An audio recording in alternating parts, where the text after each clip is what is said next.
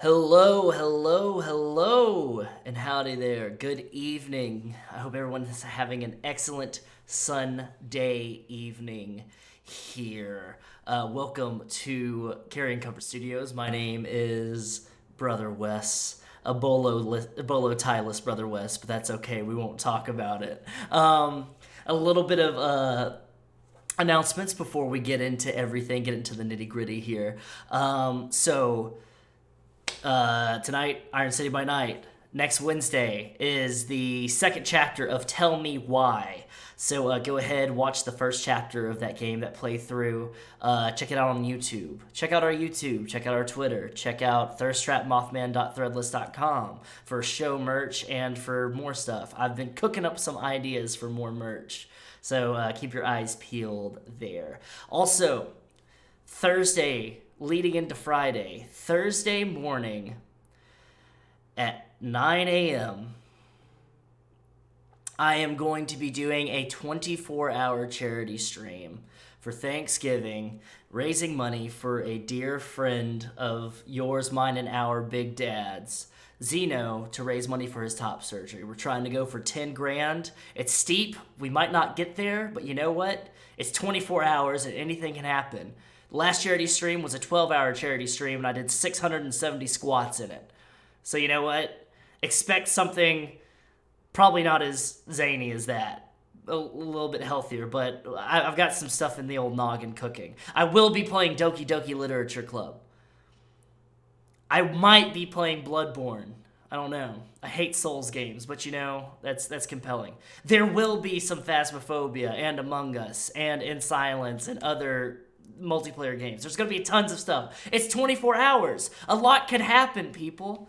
So, save your paycheck, save your Black Friday deals. You don't need to be shopping at Black Friday. It's a pandemic. Christmas is canceled, homies. And let's go ahead and let's open up our hearts and our wallets for our dear friend Zeno, because as you know, top surgeries can be very, very expensive, and we can do what we can to help him out. And then next Sunday, I announced it last night, but next Sunday I can give you a little bit more details. Next Sunday is our next episode of Carrion Crash Course. Carrion Crash Course is a panel and discussion series that we're doing here. 2 previous episodes, one on LARPing with Matthew Webb and Raquel Skellington. You can check it out on our YouTube. The second episode with Cynthia Marie, Joe Pitts, Shane Easton, and Gabriel de Los Angeles. You can find that on YouTube. It was talking about storytelling and horror without borders. Find those, check them out. This next one is called Cultivating a Community. It's about building an online community, building an online brand, all that good stuff. Finding your place on the internet, especially in times of crisis or in times of need, or especially when you feel like you don't have anywhere else. I'm going to be speaking with some very, very special guests. I can tell you 3 of them. One of them is yet to be announced. But for now, I can tell you that we are going to have our very own Ian Muller is going to be one of our guests. He is the VP. He's the founder and VP of strategies of Gehenna Gaming.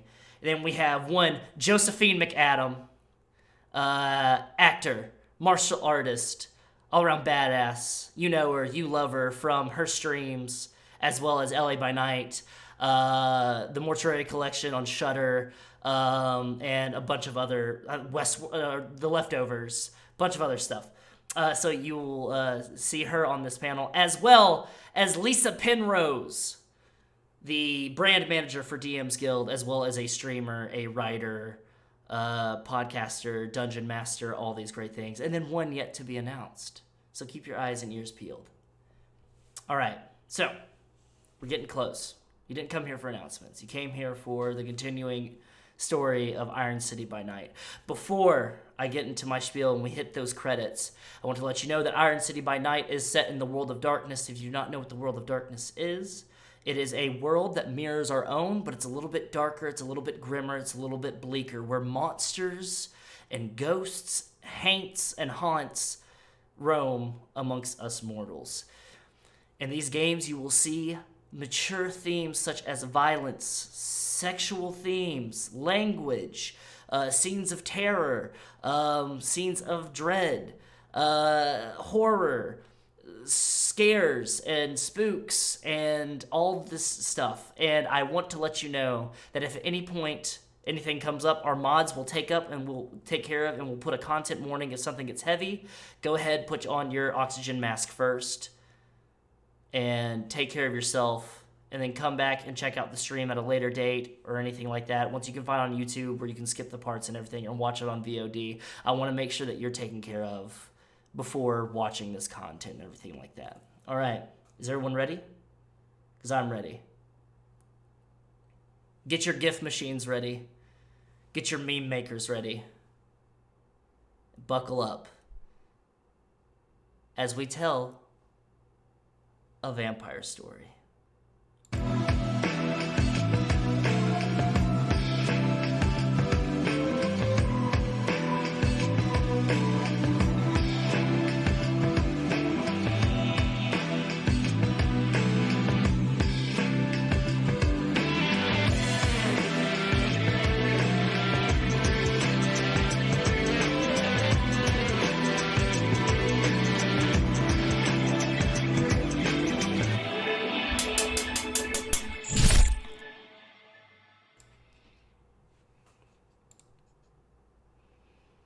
Birmingham, Alabama.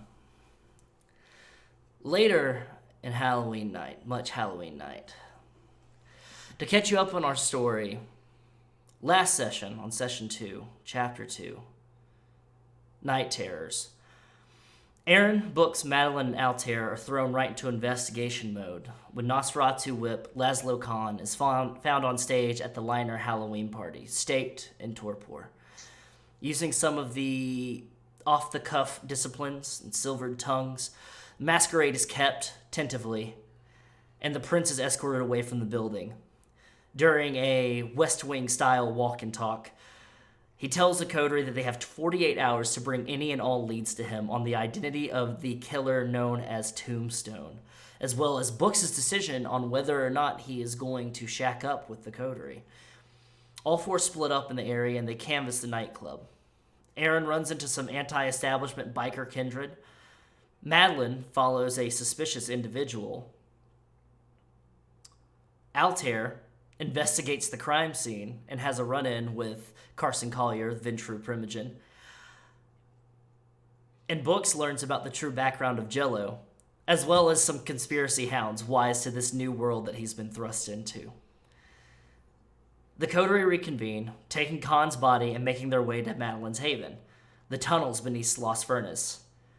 Making their way through twisting, winding tunnels, they finally make their way to the door and take a step inside to try to figure out their next move.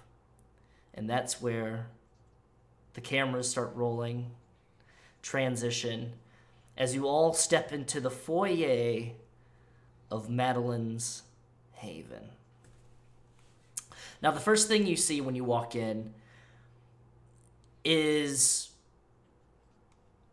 a series of hallways leading off from this foyer. It's a very immaculately clean entrance hall. It's for being in a tunnel, of course. But there's like I imagine there's like a table set up with a flower arrangement in the middle of the room. You have a coat rack over there where you can hang up different coats and stuff, but it's just Madelyn's hoodies and other coats and such. There's some artwork that you'd find on the wall. What kind of artwork is Madelyn a fan of? Instead of artwork, it's actually a lot of it's pages from her yearbook that she has framed and put up, old pictures of friends that are in frames more decorative than the pictures are. Grim reminder to Madelyn. What might seem odd to someone, or maybe even commonplace to some, is a constant reminder of a life before. Something that will probably never be held of again. What are each of you doing? I am going to turn to the rest of the coterie and just, who has Lazlo's body? I do believe when we last left off, Aaron had Lazlo Khan's body in like a fireman carry. Yeah, just kind of like hoisted over the shoulder. Yeah, I'm holding Laszlo's body over kind of one shoulder, and I'm also carrying the like leather like saddlebag satchel from my bike, like at my side. I'm just like kind of looking at the frames on the wall, kind of just taking in. So I'm gonna look at everyone and say, trust me, you're just gonna want to follow me. Do not stray. And I'm going to start walking. No intention of not doing that. Yeah, same. And so as Madelyn walks, she's walking very purposefully, turning, but the walls don't look any different to you. She's got the path memorized. Madelyn, which room are you taking them to? My bedroom. Your bedroom. After a series of twists and turns, you come to a door that seems a little bit more elegant than the rest of Sloss Furnace. It's definitely a solid wood, maybe oak or mahogany, but it's been painted over. A nice, pristine white with a little bit of pink trim on it. Golden doorknob. Madelyn takes a deep breath, I assume, and opens the door. Yes, and I lead them into my bedroom. To the left, there is a very large 4-poster canopy bed with pink satin sheets and bedding, pink carpet, multiple those giant beanbag chairs, a dresser table vanity, all very clean, all very pink, and a collection of stuffed animals in the corner. The room has a sense of something that a normal girl in her early 20s that is in college would look like. It's quaint, it's tidy, it's nice. It's roomy for some. You do see on the wall there are some cheerleading mementos, a couple of pom-poms, some trophies and medals hanging up or displayed. There's a triangle flag near a vanity that says Class of 2021. The thing that stands out the most in this room, though, is on either side of the 4-poster bed, there are 2 pearl white coffins and pink sleeping bags at their feet. Yes. All right, set them down anywhere that's just the floor. Don't get him on anything. I just dump him, like gracelessly. I'm just like thump. Thanks. His body hits the carpet in a nice muffled thump, and he just kind of lays there, eyes open, constantly seeing but not moving. Folks, how you doing? Well, this is truly not what I expected. I'll say that. Ditto. I think it's nice in here. Thank you, Altair. It's fine. It's just but, you know. I mean, are you okay after walking down here?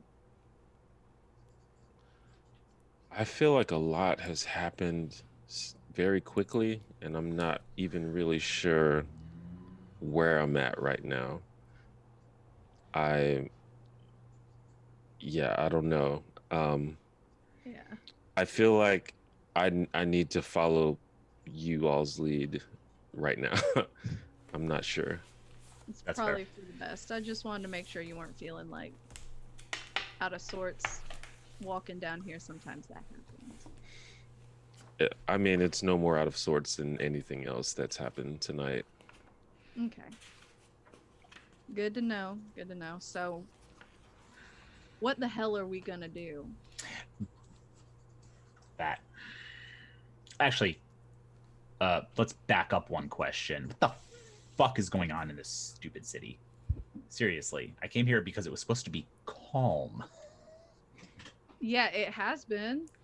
It usually is. Honestly, if you want to start throwing accusations around like that, I mean, you arrived here right about the same time as the serial killer, starting a bunch of shit in my town that was No, quiet. no. I got here So today. maybe if we're gonna throw a little bit of attitude, we hold it back a little. How I about got here that? today. Uh-huh. This guy's apparently been around. Sorry, person has been around for weeks, according to your prince. Sorry.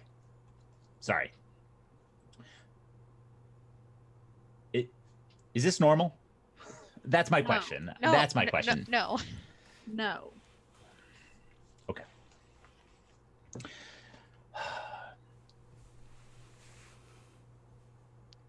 Are we going to? And Altair kind of looks pointedly at Lazlo, just kind of laying unceremoniously on the ground.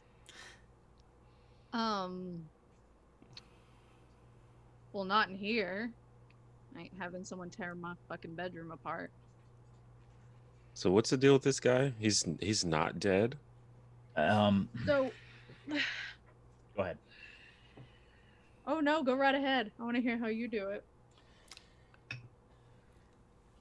While our internal organs no longer serve a real purpose, the heart is still kind of a source of power. If we are impaled through the heart, it kind of puts us into a coma. He can hear us and see us right now, but Really? his body is he's paralyzed essentially. Questionable whether or not he feels pain. I've talked to people who said they can and people who say they can't, but It depends. yeah. But he will also be very hungry when he comes out of it. But before he can come out of it, we have to remove that stake from his chest. Which we are not doing at this exact moment. Which is a good call. Yeah. I want to know what the fuck we're gonna do before we wake him up. What are we gonna do when he wakes up? Because Restrain also, him. we don't fucking know how long it's gonna take him to wake up. We could unstake him now and be sitting here until fucking Labor Day. Well, theoretically, it'll be quick because he was. I mean, I saw him walking around tonight, so he's only been staked for a couple hours. Theoretically. Which is why we are not waking him up in my bed. So someone just, like, dragged him in the back and staked him, and then just, like, Yeah. what is as far as going we on? can tell. Well, I guess we're trying to find out who, right? That's the point. So are we 20 questionsing him as soon as he just pops his little mouth open? We should probably give him time to, Get his bearings. yeah. Time to lose his fucking mind from waking up being staked. He's not going to answer any questions right away, I assume. I mean, I mean, I can deal with him, but What no, not do you no, not mean? like that, not like that. What needs to be Story- done? Does he need to be restrained, or Yeah, Storyteller, I would like to make a willpower roll, please. Go for it. Yeah, please. yes, he needs to be restrained and potentially fed. All right. I have an idea, but none of you are gonna fucking like it. What is it? I don't like a lot of what's going on tonight, so can we make an agreement right now? Poor little Cative. What? Can we just be upfront about shit? Yeah, I don't do cloak and dagger. Cool. All right. First question. What fucking time is it? I look at my watch. So for a while when you were walking down here, your watch was dancing around. Okay. It was like when you're in the tunnels and everything like that, it couldn't make sense, make heads or tails of it. For right now, though, and it felt like you were walking around for hours down there, and so you're sure that when you check your watch, because when you went down, it was about 3 a.m. Yeah. So you're sure you're gonna be like, and you're surprised that you're not feeling it. You thought it was It's gonna been be at least like an hour or so. Like it's we walked around for a while. You walked around for a while, so like honestly, it should be right about time to go to sleep. It should be around 5 a.m., like 5:30. You check your watch and it's 3:30 a.m. The fuck? It's like it's not an expensive watch, but it's still like it's like a Timex analog. Yeah. I like tap it. And it just Oh, Joss, yeah, it's that's still ticking. That's not gonna do you any good. All right. I don't like this Look- shit. It's 3:30. Well, welcome to down here. It's called keeping yourself safe. Get over it. Have you heard of the Goblin Roads? I don't like this shit.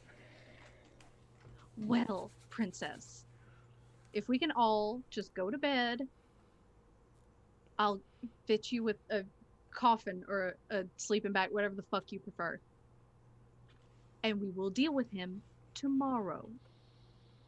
Because my plan is going to take a while. What? Yeah, I really sleep in exactly? coffins. Some people do.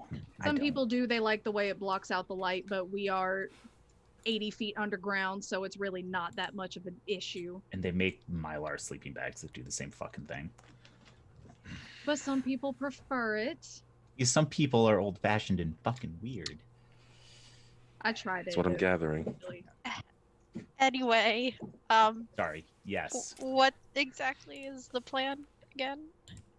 Tomorrow, we will take him to my dining room. I have some things there that, not to be cloak and dagger, but it is better to just show you, because if I try to explain it, you're going to get weird on me. But I have ways of restraining him so that we can do this in a reasonable fashion and nobody has to get hurt. All right? Okay.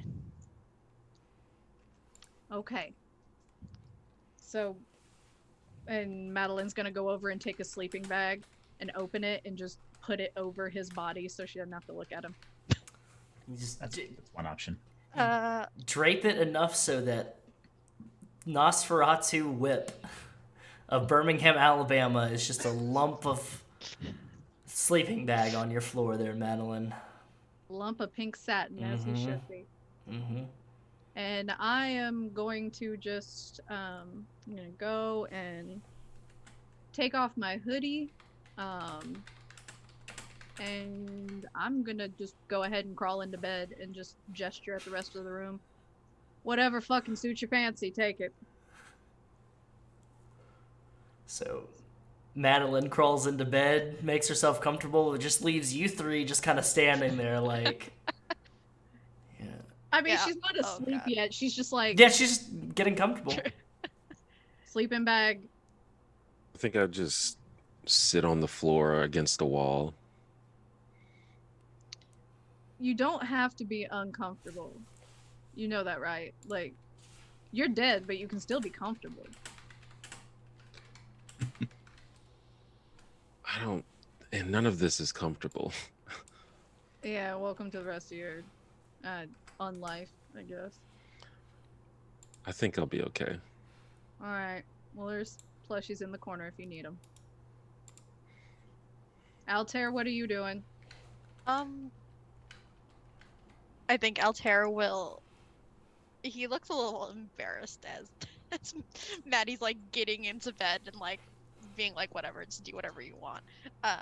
But he will eventually just like grab one of the sleeping bags Okay. and like scurry off to one of the corners, like as secluded as possible. And he doesn't like sleep in the sleeping bag. He kind of just like leans against the wall and like puts the sleeping bag like over him like a blanket. Madelyn's just rolling her eyes. Just like, God, what are you doing? Just sitting over here. My God. And don't worry about me. Just pretend like I'm not here. It's fine. You know, it's a real fucking insult to bring people into your home and they still treat you like they're scared of you. I'm not scared of you. Madelyn, please roll Wits Insight for that. Yeah. Yep. Let's see here. He's not scared. He's Two just successes, awkward. 2 successes, 1 critical. Are you trying to mask your emotions right now, Altair, or anything like that? No, I think really you can tell that he's not so much scared of you. He's just, like I said, just very awkward. He's not used to being invited into like other people's homes and like He's still insulted. like yeah. Oh yeah, absolutely. Kata, where are you sleeping? I have a name. Aaron, where are you sleeping? I just sit down next to the body, Lazlo. And you said it's like probably an hour and a half before sunrise. Yeah. I just like take my leather jacket off, set it next to me, pull a cloth out, and I actually start not in a threatening way, but more it's very obvious this is more of like a meditative practice. He like strips and cleans his 1911 and just puts it back together and checks it. And Madelyn just huffs and gets in bed and pulls the blanket over her head. There is something I want to do before we actually sleep. Of course, yeah. So I think while Altair is, obviously Kindred don't sleep like normal people, but while he's sitting in this corner, he kind of closes his eyes and he thinks and he focuses very hard on that kind of static that's just kind of ever present in the back of his mind. And I would like to attempt to have a conversation with Aster through the web. Okie dokie day. All right. So let me go ahead. Is this in Chicago by night? This is. worksheet? I have the I can like You read got it you pulled the up text. right here? Yeah, go ahead and read me the text right here. Yeah, so it That's the one says, that I don't have fully memorized. yeah, your voice is one of the strongest on the cobweb. You can hold more involved conversations with Malkavians in your city. That's really the important part right now. But the rest of the text says, once per story, you may initiate the call, sending impressions of the time and gathering place to all those who can hear. This does not guarantee obedience. Herding cats is child's play compared to organizing the children of Malkov. So, really, it's the first part where I'm trying to have an involved conversation. Perfect. I can like copy that text for you. I've got it right here. Yeah. Oh, okay. Yeah. Okay, so yeah, you can initiate the call. So, and you're trying to have it go specifically to Aster. Yeah. So, you can see, you all see as you're getting ready to bed down for the morning. You see Altair just kind of lean his head back against the wall, and then starts doing like this methodical kind of like tapping against the wall a little bit, and it gets rhythmically, and then just stop and just start staring dead ahead. I would definitely notice that. Altair, you feel yourself get pulled. It's very reminiscent to like, I guess to have it reference any kind of movies, a combination of The Matrix, of them jacking in, and as well as Doctor Strange when he gets his soul knocked out of his body. It's kind of a combination of those things. It's like you feel yourself get pulled out of yourself and made very small and wrapped and folded, and then almost like you're put into a pneumatic tube and launched. And you start seeing these different channels, these different things. You start hearing different things in your mind. You hear recitation of poetry. You're hearing manic yelling. You're hearing the sounds of fucking happening and all these different things. You're tapping into all these things. And then you find yourself come to a door, and then you're unfurled to this door. And this door says, "Secret hideout. No girls allowed" on it. And you knock. And it's just a sheepish And then you hear a, "Who is it?" Is that Aster's voice? It's decidedly Aster's voice. Okay. Um, Altair just says, "It's me." "Who's me?" Altair. "What do you want?" Oh, I was just hoping to talk to you about some things, is all. "Oh, so now you want to talk about things, but you can't bother to come home to talk about things after the night that I've had." Yeah, things happened. A lot of things happened, and now I just want to talk to you about what happened, is all. "I suppose. One moment." And you hear a couple of locks unlock, and the door opens, and you realize that it's just like a door. And when you open it, the frame, you just walk into like almost like you could have just like walked around the door. It just opens into more empty space, and you see Aster sitting there in like a lounge chair in a very dramatic pose, just like this, just like kind of occasionally looking up at the door and then like adjusting. And you can see a little bit of red stains, blood stains. Oh no. And he goes, "Say what you need to say." And I think what happens is Altair's looking, he like looks down at the ground and he's got his hands kind of like clenched in front of him and he's like wringing them and he's like, "Well, I went to Elysium," and he basically word vomits everything that happened in a very short and quick amount of time. He's like, I went to Elysium and the prince wanted me to help investigate the serial killer, and then they had a costume contest and there was the Nosferatu whip was staked and they wanted us to figure out what happened, and he basically just says everything. As you unfurl this long tale, you can tell he like goes from like the whole dramatic like "I can't even look at you right now" to the like kind of gets like into the story a little bit, like gasps at the appropriate parts, and he goes, "I was going to be very, very mad at you, but you poor thing, come here," and like holds out his arm and like stands up and holds out his arms. I don't know if you can hug in the web, but Altair will certainly try. You like go to hug and you like it's Yeah, it's like it's you like- just phase through each other, and he goes, "Curse this! Why can't they update this technology? I'm paying for a premium cable package for this." "No, I know. No, that wasn't for you." Okay, I just wanted to tell you what happened so you didn't worry about me. "Oh, I can't stay mad at you, Altair." And like goes to like brush your hair a little bit, and he's like, "Curse." Well, how about this? How about, are you safe? Oh, yeah. I went to one of my friends, Havens. We're safe here.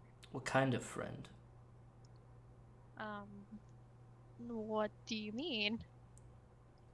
You know, a friend or a friend? Oh, just a friend. I just met her today, so. Oh.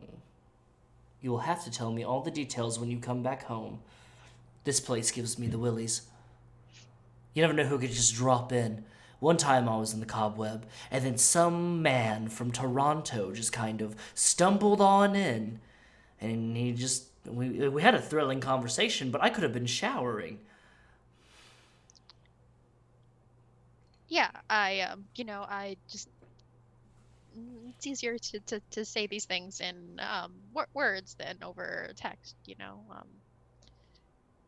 I Sorry, wasn't going to reply to your text, but then you showed up here. I had an inkling you would. Yeah, I mean, I didn't, like I said, I didn't want you to worry. Anyway, I won't bother you anymore. I just wanted to say good night. Good night, Altair. Do take care. Be safe. I'll see you tomorrow. And he kind of nods and offers like a very sheepish smile. Good. That's a good lad. And he goes to like sit down. He looks. He goes, I suppose I'll put a kettle on for you too and get some dinner ready. You look absolutely peckish. Thanks. I mean, thanks for doing that for me. I appreciate it. Anything for you. I mean, you did go for me in my stead. I can't think of how to repay you. Oh, you don't have to repay me. I was happy to go for you. If you say so. Go now, before someone listens in our conversation. You never know who's lurking around the halls, or webs, or... Is it really halls? I don't know. Altair just shrugs. He just nods and like turns to like leave the way he came. And you turn to walk away, and before you can hear his voice go, oh, and Altair, do think to tell me ahead of time, before so I don't have to worry about you. I will next time. Sorry. And you feel yourself being pulled out of the web. Quick seconds, you just see Altair, just like a quick second, you just see Altair staring directly ahead, and then eyes blinking, and back.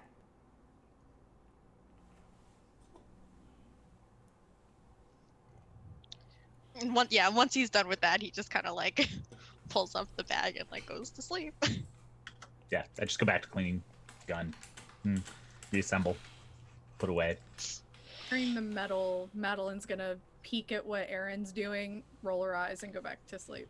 As you peek, you see he's doing that, man stuff, cleaning a gun, taking off his leather jacket, rolling up the sleeves of his Henley, and just, cleaning a gun. And you do see the butt of a sawed-off shotgun sticking out slightly of his bag, his little carry canvas bag that he has with him and everything.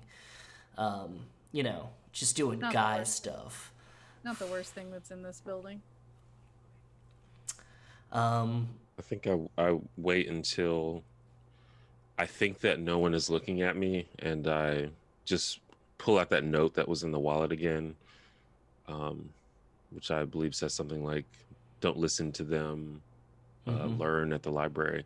I don't know if that means anything to me, but I just kind of pull it out and look at it and think about it. You look at it. The folds are very neat. It's a very neat fold. It wasn't just like a hurriedly folded letter. It was a neatly folded letter, and the handwriting is very precise. Go ahead and give me an intelligence occult roll.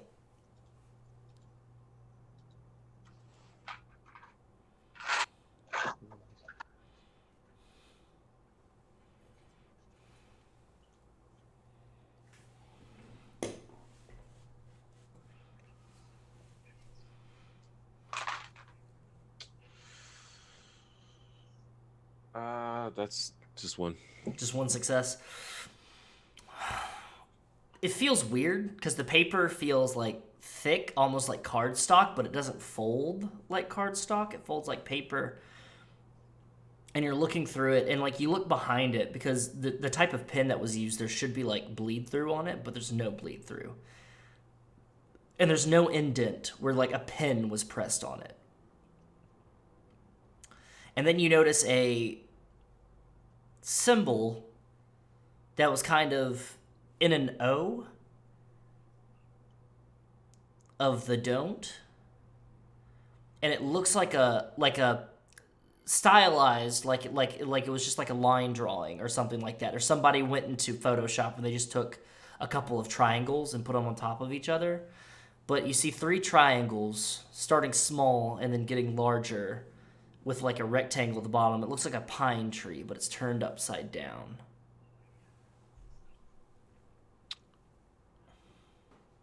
Okay.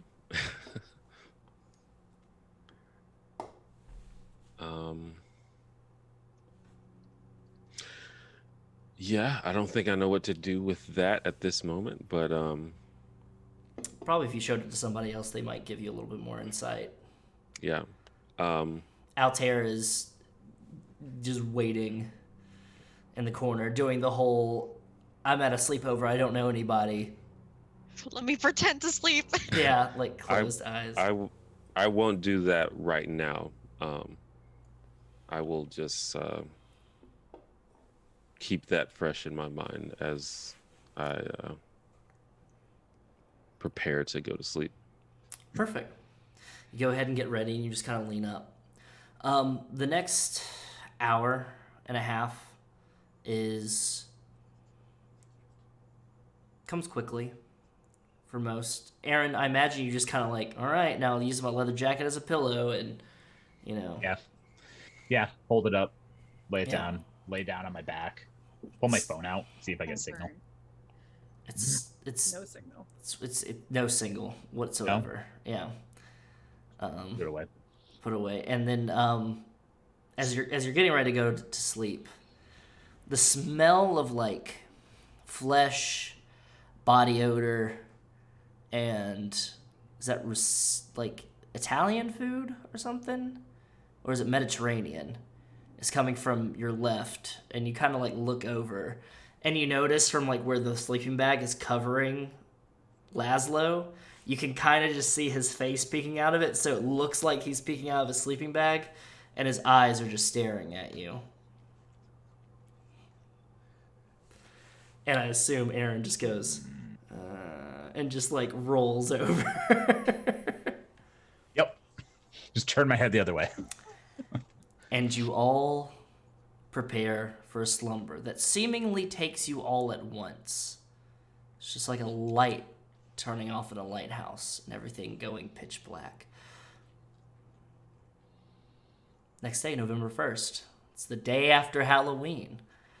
Everyone's nursing hangovers, getting ready to go back to a normal work day. For some, it's church. For some, no, it's not church. It's Saturday. That's correct. It's Saturday. Oh no! It's Sunday. Yes, It's yes. Sunday. It's Halloween Sunday. was Yes, on a Halloween was on. Yeah, Halloween was Saturday, so it's Sunday. Some people are getting ready to go to church. You, as the camera pans over the city, you see trains coming in and out of the train yard, crossing over 20th Street. Downtown is somewhat empty, but there's some people that still go about. People that go to brunch, have their avocado toast, their Bloody Marys, all these good things. Go through it. Time kind of cycles, time lapses.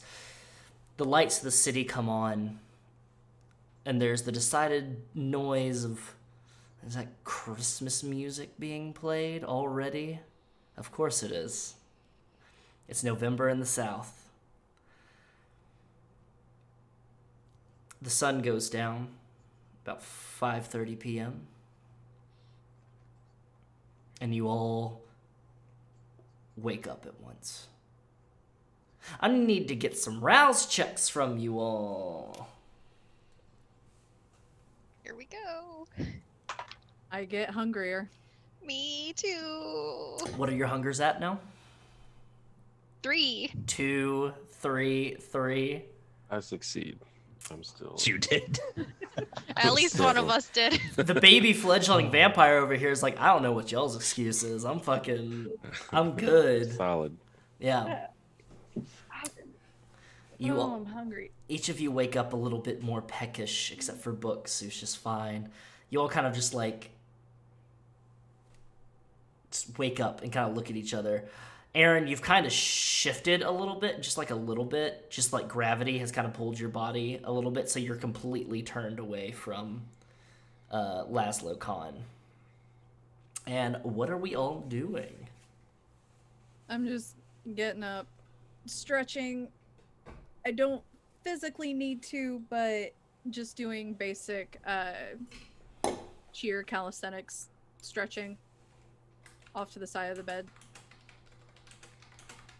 So I'm just over there just It's getting limber. You can kind of hear some of the joints kind of pulling and some cracking. Just comes from the nature of the change of a Nosferatu. I think Altair, when he wakes up, he like very neatly like zips the sleeping bag back up and like folds it up and like puts it back where he found it. So polite.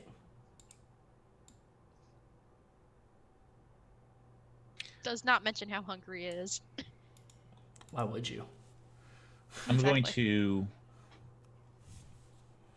put my 1911 back in the shoulder holster, pull my jacket back on,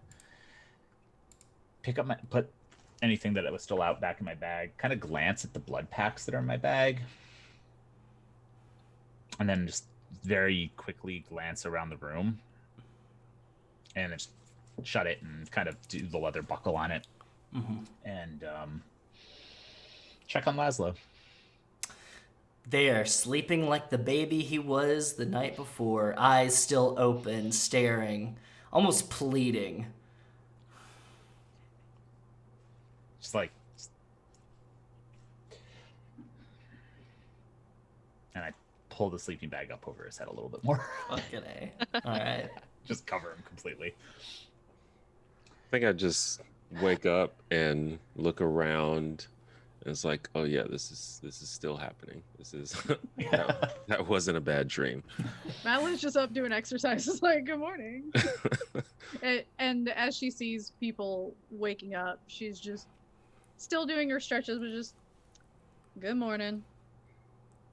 Good morning, guys.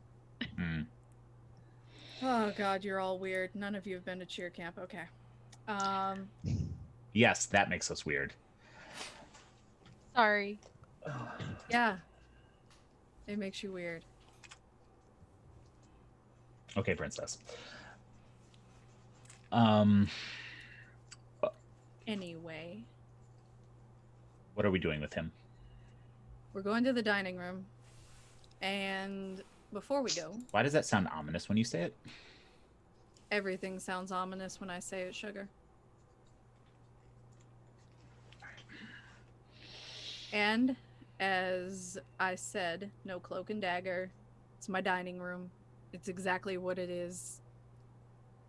I just don't want to hear no shit about it when we get there, okay?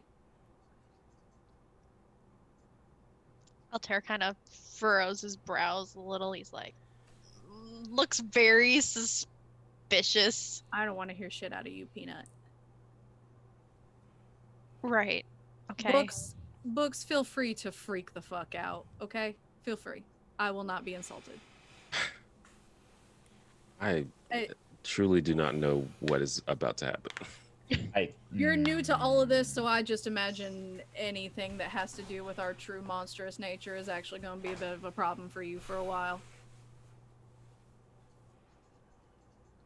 It's almost Guess as if so. being a kindred is problematic.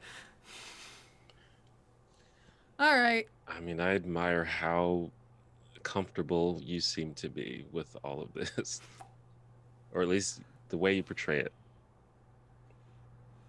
I'll be honest with you, Books, and I'm going to approach him and kind of lower my voice, not to disguise what I'm saying from the others, but just that this is more on the level directly with Books and Books alone.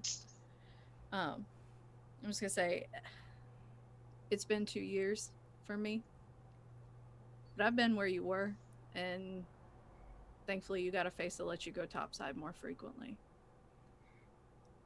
I have had to do a lot more than most to get through. So I may seem comfortable, but what you're seeing as comfort is just me being not as bad as it used to be. Okay? I feel you. Alright. To be honest, 2 years doesn't even seem like that long of a time. So, yeah, Well- I guess you have to learn quickly. Your first 2 years will feel like a lifetime. That's fair. All right. Anybody need anything before we go? I mean, it's the dining room, so if you're hungry. Can And on that note, I'm assuming Aaron is grabbing Mr. Khan yeah, and my bag. and your bag. Yeah, Not Khan leaving over it. the shoulder. Grab your bag, and you all follow Madelyn on another twisty-turny adventure through the halls and the tunnels beneath Sloss Furnace. Finally, you come to two metal... Can I- Yeah.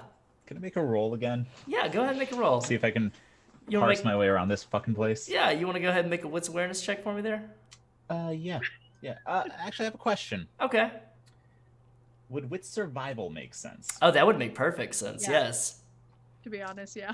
That'd probably make even more sense than wits awareness. I like it. I'm just not used to people having survival as a skill. That's always feels like a dump skill. Thank you. I also get bonuses to it. I don't know what they are, but I get bonuses to it. Get bonuses. You get bonuses. Big bonuses. One Okay. extra dice, I think. Yeah.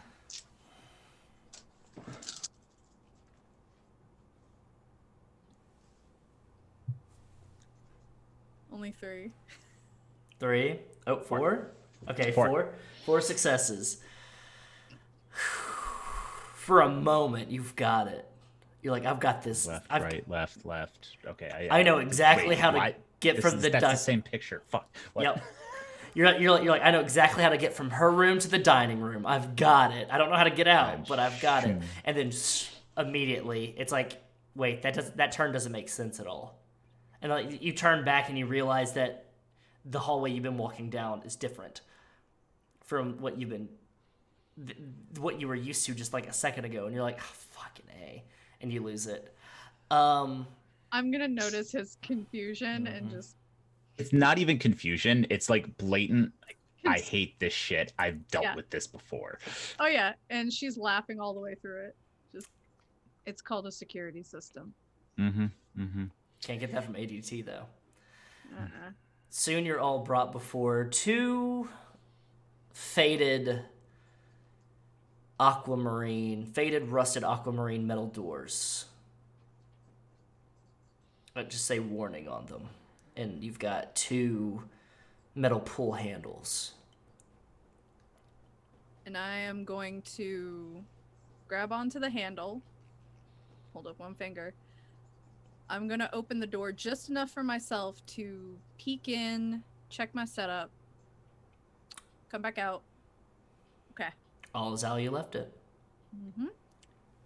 And I will walk everyone into my dining room, where they will see 3 large rectangular shapes with drop cloth on top, a nice dining room table in the middle, seats 8, blood on the table, and full medical setup in the corner of nursing supplies, saline solutions, IV solutions, etc. It's very the dining room and the dining room table, like the dining room table and chairs, look very stark against the concrete walls and the tiled floor, like tiled concrete floor with blood splashes, like dried blood splatters on them, and the medical equipment that's sparse around here, and those 3 big shapes with drop cloths over them. You hear the hum of overhead lights that are not very flattering. The fluorescence in them is making that constant hum, sometimes flickering a little bit. You're sure that she sometimes has to get a very tall ladder to change those bulbs out.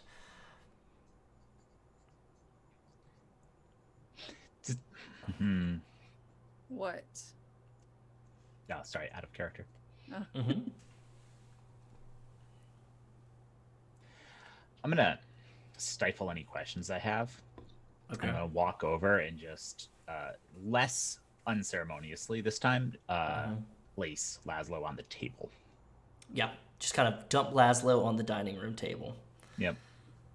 With With less of a thump than I did before. Yeah. Just kind of like, okay. You just kind of drop him there. You've made the note to put him on his back as opposed to just in case. Yeah. All right, and so I'm gonna walk over to Lazlo and I'm gonna be real honest with all of you. I don't know him. I don't really keep up with my kind. So I don't know what kind of person we're about to wake up. All you know is that he's an asshole. Uh-huh. I know he's an ass. Okay. So Right. Most of us are. Okay. I would like to restrain him before we do anything. And I have a feeling some of you are not gonna like it. But I hope you can understand restraining him is probably the best idea. I think Yeah, of course. you see the hesitation on Altair's face. He doesn't say anything, but I think he is, between what Maddie has said and the fact that this is the dining room, he's like slowly connecting some dots in his head. I don't know if he doesn't know if they're correct dots, but there are dots being connected, and you can tell that he wants to say something, but he doesn't. He's just like hovering near the door, not literally hovering, obviously, but like staying by the door, kind of like away from everyone. There is a sense of familiarity with this room, and it scares you. After I put the body down, and while Madelyn's talking, I'm like slowly moving towards the 3 boxes, kind of And- side-eyeing them. Madelyn is going to go over to the first one and cut you some side eye. Just nosy. Mm-hmm. And she's going to take the largest one and, with kind of a start wheeling it towards the middle of the room, grabbing from behind it a rack of IVs that go up under the drop cloth of IV bags. Yep. And wheel it out to the middle and rotate it on its legs so that it is laying flat. But not removing the drop cloth just yet. Yeah. As you rotate, you can see a little bit more form come to whatever's underneath the drop cloth. More pointed angles, and she pulls along the IV drip along with it. And is this that one or one of the other ones? It's one of the other ones? It's one of the other ones. Got it. And wheeled up right alongside the table. And just... All right. And I'm going to grab the drop cloth and yank it off. And inside the drop cloth is a plexiglass box with holes around the edges, with the IVs going into one of the holes. Inside the box is a lethal injection table with a person strapped to it, clearly human, but hooked up, breathing, alive, looking in good health. And Madelyn's just gonna roll her eyes, and I'm fine with giving him a sedative and moving him out so that we can put Lazlo in and do what we need to do. Altair has this just look of horror on his face. He doesn't even try to hide it. But he doesn't say anything. Yet. For now. I'm gonna glance at Altair and books before I say anything, but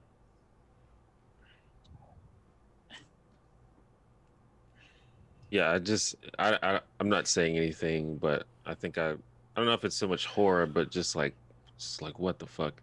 It like I feel like books probably put together dining room for vampires. That's probably weird. But just actually seeing this, I think I would have a reaction to. now Say whatever your smart ass is thinking of.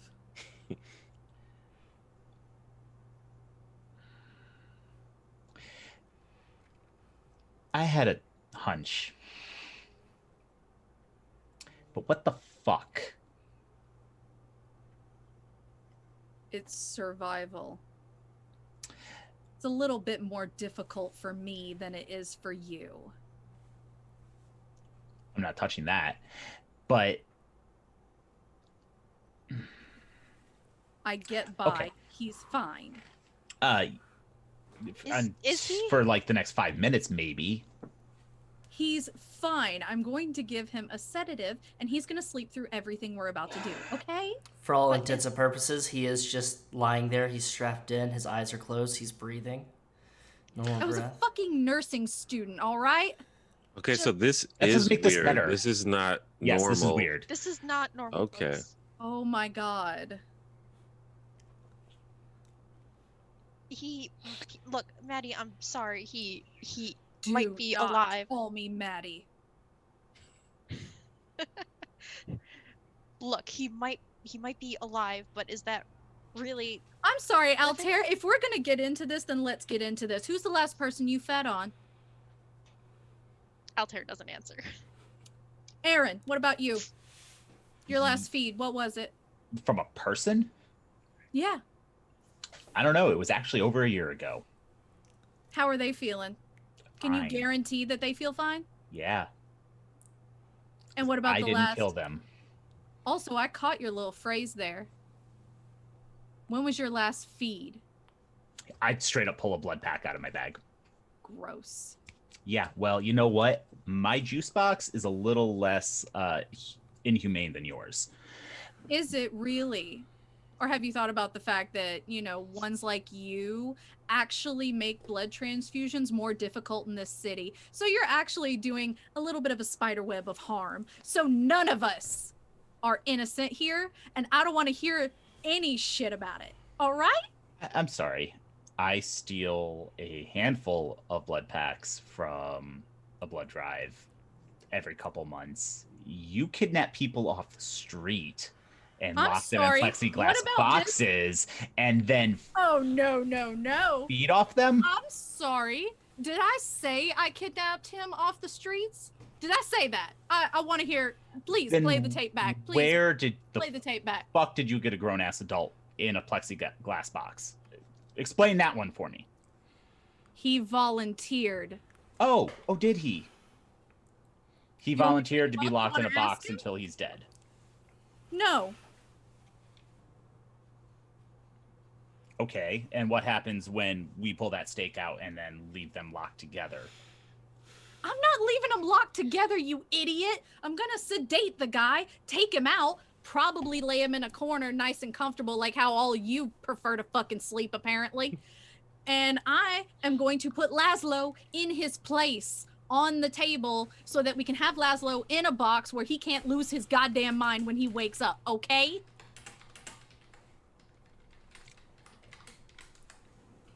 Or I'm sorry, does this violate your pretty little morals? Nope. I apologize for assuming the worst. We need to have a conversation later.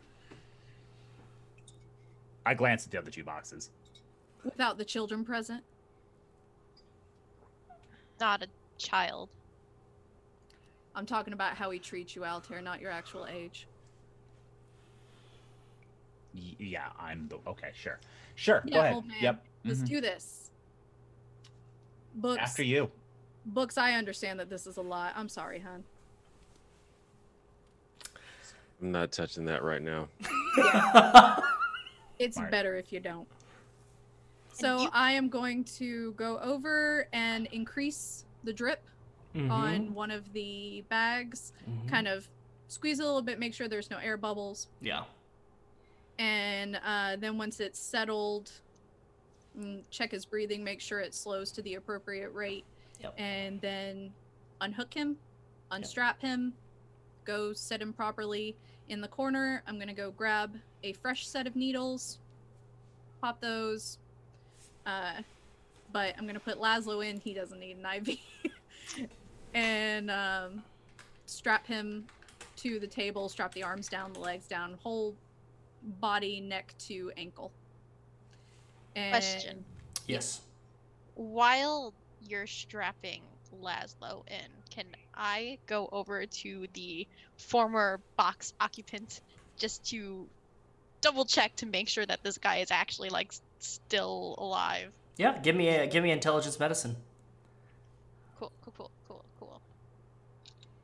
Also, can you go ahead and give me an intelligence medicine as well, Madelyn, just to make sure it's not a high difficulty at all because you've done this so many times, but just to make sure nothing slips up. Might want to roll in the box. That is going to be 4 critical. Ooh, yeah, no, this is old bag. 3 successes. As you check, yeah, and as you see her putting in Lazlo and everything like that, like you even check where like everything's hooked up, the whole operation, how she has him sitting, and it seems like a professional nurse job, and the fact that he's still breathing, he seems comfortable. Okay, I mean that doesn't make Altair any happier. No, but like it makes him less sad. Yeah. It doesn't make him more sad, rather. Yeah. And so I'm going to get Lazlo strapped in, and then set it upright so that it's less freaking out from waking up laying down. Mm-hmm. But I probably like at a 45-degree angle, and just have my hand on the door, and who's gonna pull it out? Because I'm gonna shut the door right after. All right. I walk over. Do I need to No. hold him or anything like that? No, the table's got him. Okay. I'm gonna give you a look Mm-hmm. for a hot second, and I'm just gonna reach in and yank the stake out. Go ahead and give me a strength brawl, please. Yeah, I got you. Because as you put your hands around this, Aaron, you realize that this motherfucker's in deep. Success. 1 success. 1. Aaron, you just go and you're like, can't fucking believe, and you go to yank it. Mm-hmm. And I don't know how many stakes Aaron has pulled out of somebody before. Probably But- more than he would have liked to. But you're used to it being a swift motion.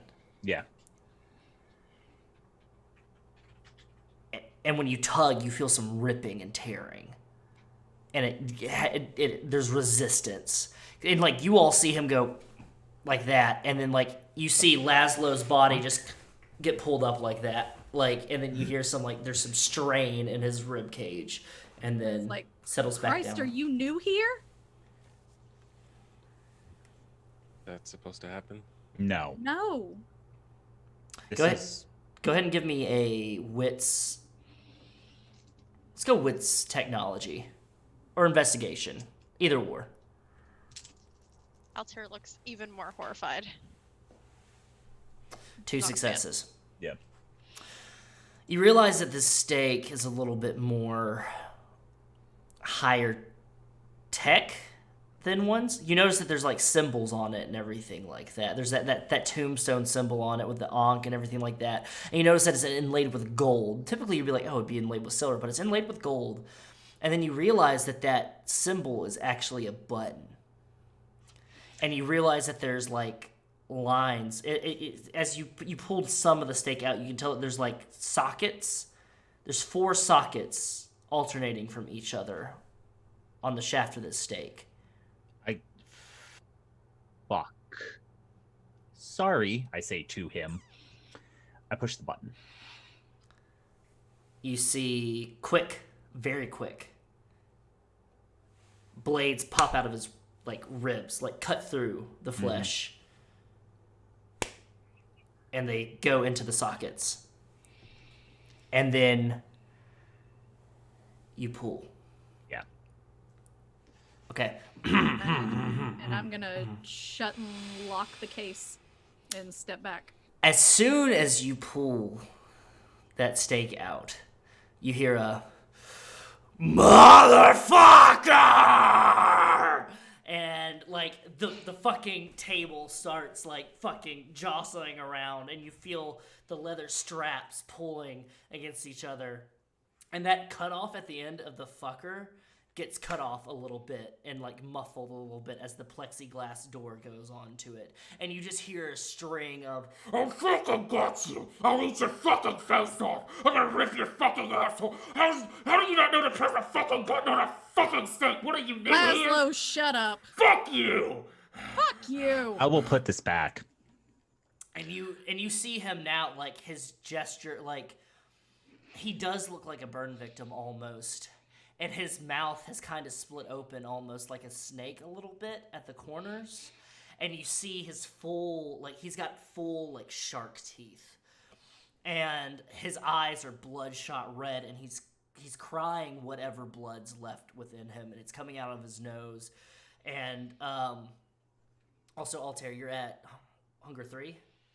I do need to give me a willpower check. So am I. Go ahead and give me a willpower check as well. I feel like I'm just like instinctively just get into like a stance, like in case something pops off, like about to box this dude if I need to. Yeah. And like you 3? Yep. Got it. All right. I got a lot. I got like more than 4. 1, 2, 3, 4, 5. I got 6. And okay, so yeah, you both got plenty. You're fine. It's a little tempting, but also how he's reacting and acting in there.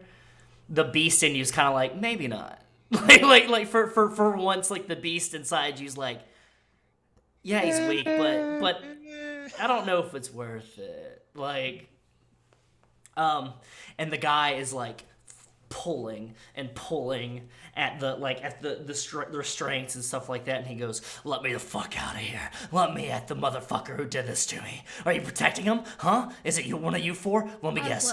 Lazlo, calm the fuck down, and I will get you something to eat. And he is acting like, I guess you could compare it to like a shark that's being kept in a cage. That's not attacking it, but being kept in a cage. And he's just like breathing heavily. And he's got like, you can tell his features are very predatory, like almost like they contorted because he is frenzying right now. And he's like, "I'm fucking starving." I know, and I'm gonna feed you. And you can see him go, and then his neck moves over, and you can hear like cracks and pops. And as like joints and everything are getting back into place for him, and he looks over at the sad guy in the corner that's knocked down, and he goes, "Let me at him. Fucking let me rip his flesh open. I'll fucking tear him a new one. Oh God. Rip his flesh open and I will cut your fucking head off. Fuck Do you hear me?" And he like spits, and it just spits against the plexiglass, and he didn't like. Oh, you were not always really so thinking. fucking classy, Lazlo. And I'm gonna storm over to the medical fridge and grab a bag with an extra long straw on it. Okay. And I am going to put the straw through the side and go, "Drink before I put it back in." While she's doing that, he looks over at you, Books, and he goes, "You're new. Come on. Help me out here, all right? Just let me go, man. Don't I'll help listen you to out." him, he's Shut full of up. shit. I back up. I'm still like in a stance where I can back up. And then like Lazlo, fucking drink or I won't give a shit who did this to you. his eyes get like wide, and he's, "Come here." And then he like you stick the straw in the hole, and he's like,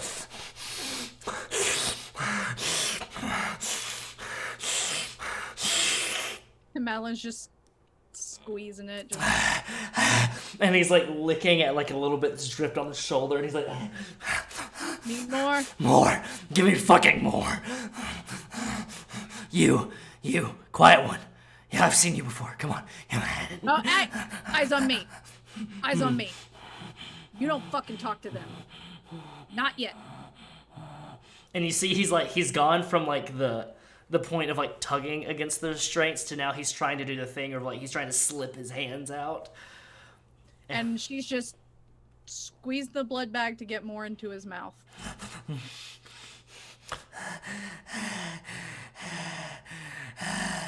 I'll let you out when you calm the fuck down.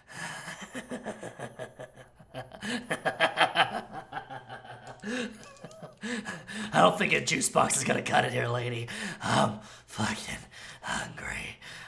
And I'll just stake you and leave you out for the sun. How's that? How about you let me out of these restraints and we'll have a nice game of it, huh? How about I let you out into my fucking labyrinth and you can rot there? I'll find a nice rat out there. Or maybe a steel mill worker. A fine vintage. Come on, pretty boy. Sugar. Come on. Harley Davidson, you want to go for 3 rounds? You look I just tasty. pull the gun out and I hold it up to the plexiglass and I'm like, shut your fucking mouth. Give me an intimidation with manipulation there.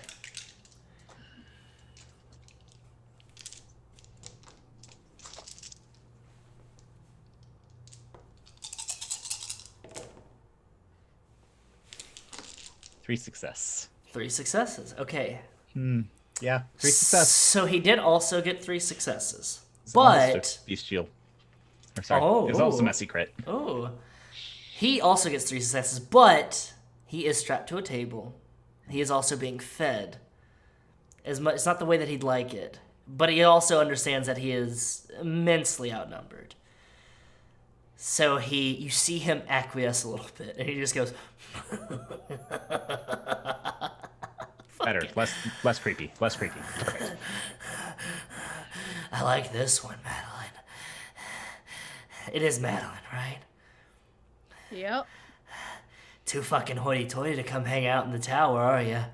But you got yourself down here, all these fucking toys. I always wanted to know what another Nos's insides look right here.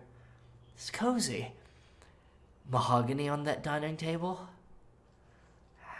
And it could be inside your fucking heart if you don't tell us who did it to you. Who did it to me? Uh-huh. Who the fuck do you think? I know it's Tombstone, you dumb shit. I need more.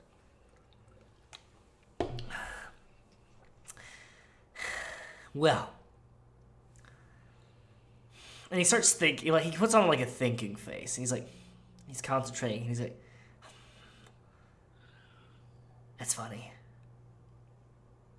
It's kind of foggy. I haven't.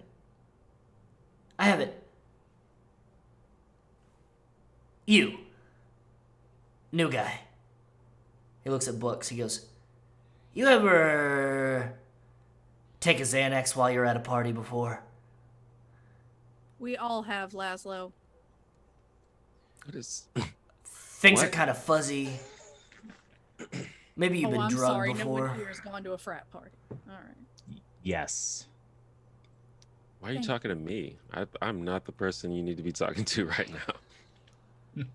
I haven't felt like this in 15 years. That's weird. How so?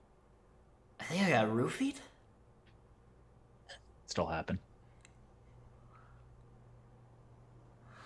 That's funny. Huh? Sounds to me like you're fucking useless. Oh, shit. Wait, I think I'm putting 2 and 3 together here. Or should I say 4? I've got 1, 2, 3, 4 kindred staring over me, pulling a stake out of my chest. Let me guess. You're a fucking True Detective squad, right? Law and Order Birmingham or something? Oh, fuck you for. You're fucking screwed. No, darling, that would be you. As you see, I don't want to play detective. I really fucking don't. I want to be left by my onesies, all right? So I want to figure out who the fuck did this to you, who the fuck I gotta kill, and then I can go the fuck home. All right? So now give me what I want, and I'm gonna slam my hand against the plexiglass, or I swear to fuck, I will make you suffer. Manipulation, intimidation. All right. Out of character question, can kindred still be affected by drugs unless they were feeding off of someone who was also on those drugs? No. Okay, just wanted to make sure. And drop my dice. Why can't we just meet a nice vampire? I think I you've got already- one right here for you. His name is Altair. So- He's very sweet. So that is going to be 5 messy crit. Thank I'm you. fully aware I have just cracked my plexiglass. I just want to thank you. You smack real, like you get a real good, like this motherfucker's in your house and he is disrespecting you, essentially.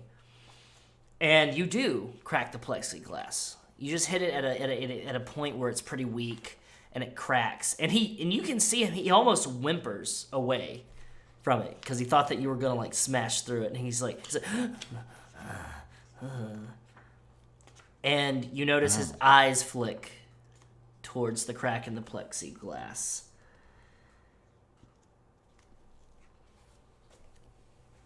I moved back forward, like The second. just Oh, prepare, sorry. just to prepare if something is happening. And he The goes, second I crack it, I'm stepping closer to Aaron. and he goes, okay. We can play Who Wants to Be a Millionaire. What do you help got? me, you leave here free, and I don't give a fuck what you do after that. Seems like a pretty good proposition there. And he just smiles that shit-eating grin with those rows of shark teeth. What do you remember? Halloween night. The DJs were on, the Keepers of Elysium. Those guys, you know. Yeah. They were doing a pretty good, alright job. They had the crowd moving. Had a certain scent in the air, you know. People getting their jimmies all rustled, but in the good way. And, well, I'm kind of ashamed to say it, but I did go on a bit of a feeding frenzy. I didn't kill anybody, though. No. I'm very proud of myself. I do know that much. Couple co-eds, doctor or two. There was a guy. I haven't had fucking shrooms like that in a while, but he was fucking feeling it, man. Kind of irresponsible being like that in a crowd. There was one, though. It was a woman. Or was it a woman? I can't... She was wearing, like, this mask. Like a masquerade, like Venetian masquerade kind of deal. She had a corset on. Tits were out. You understand the whole 9 yards. Like a fucking Corvette. And she liked me. She said, I like your costume. It's one of my favorite scary movies. You want to go someplace? I can't say no to that. So she takes me to the bathroom. But not the normal bathroom, like an employee's bathroom. One of those single units, you know. And I tell you, it's the first time in a long time I had myself a good old-fashioned root. Apologies. He looks over at Madelyn.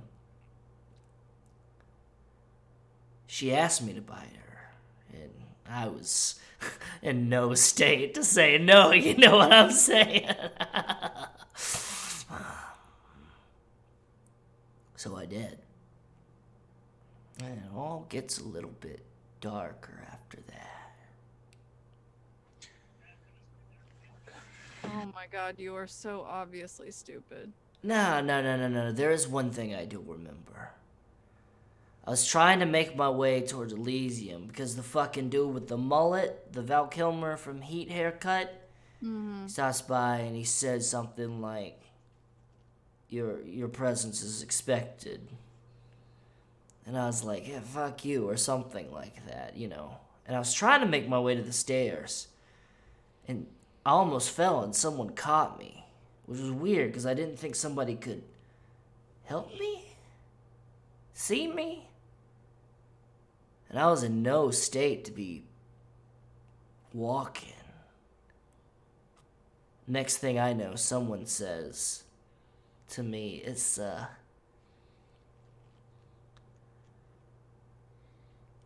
you're the first chess piece that's gonna fall, or something like that.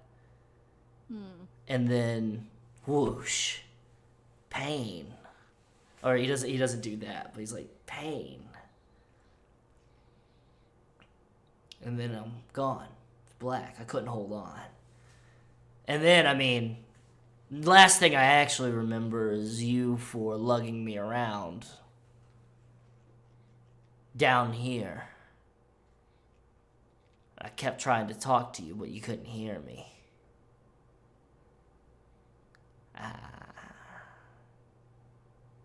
Yeah, that's it.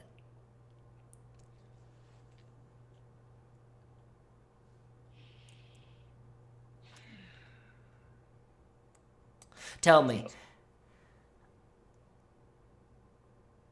is Mr. Sandman over there? And he looks over at the sleeping guy, the guy that's hooked up the IV, goes, ain't nobody gonna miss him, right?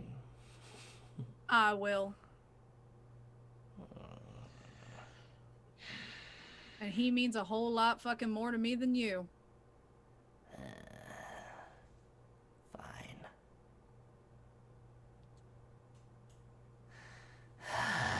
And he actually kind of like relaxes a little bit into like the table. So what I'm getting from you is a bunch of riddle shit and that you don't remember anything truly of value. So please tell me what you think I should do with you. And trust me, the answer better be good. This is like going out and cutting a switch. You better come back with a good one. No. I did remember shit. The chick with the mask and the corset and the tits and everything. That was like 5 people. Okay, no. Okay, I remember something. Okay. She had, purple hair? Violet hair? Could have been a wig, could have been completely pointless. No. I tell you, fucking don't roll your eyes over at me, soul brother. Look, I see you. You fucking, this guy knows what I'm talking about. He looks over at books. He goes, nah, I gave it a good old-fashioned tug. That shit wasn't fucking extensions or anything. That was her hair. I'm gonna turn around to Books real quick and go, I swear to God, the rest of my clan ain't like this. He's just a piece of shit. The ones I know, yeah, that's accurate. If you say so. I realize I'm not presenting too well myself right now either. Thank you. It's more. Can we talk? Me? Sorry, I have a question for Mr. Lazlo. Oh, yes, please. No. Thank you so much for waiting your turn and holding your hand up there. And what can I say, little fella, what's your name? So my question is, you mentioned you didn't think you were in a state to be helped. What do you mean by that? When you fell and you got caught?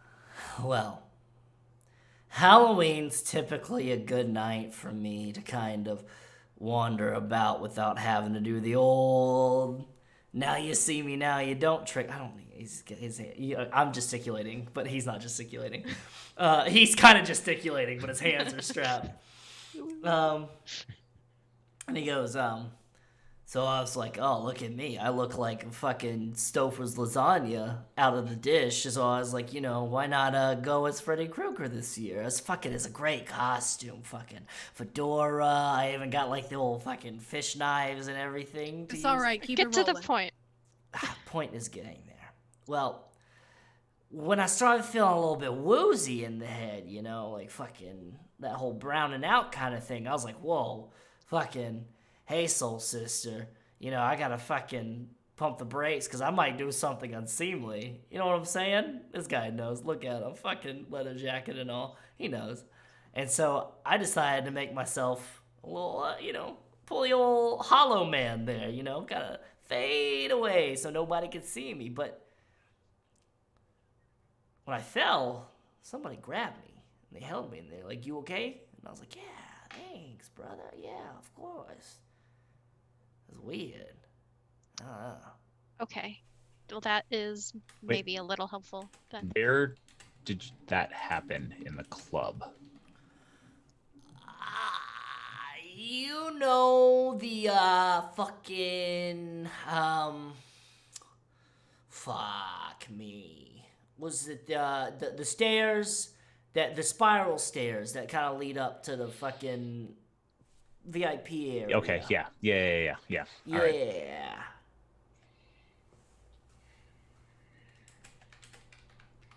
So, you got like a Shetland sheepdog or like a tabby around or anything like that? Why don't you Uh-huh. take a little rest? We'll get back to you. Whatever you say, Chief. Yeah. Aye, aye, Captain. Obviously, I'm not going anywhere. And like he's like whoa, and he looks at books and he does like one more like serious like jerk up towards books. And he's like, fuck When you. he does that, I slap the glass directly in front of his face. And he's just like, he just leans back and goes, oh, doctor, I'm ready for surgery. Get the anesthesia. Fuckers. Fucking will be. Probably do jump back when he does that. Altair probably jumps back too, to be honest. Not even Madelyn aimed at doesn't him. move. Oh, and Aaron's just like smack.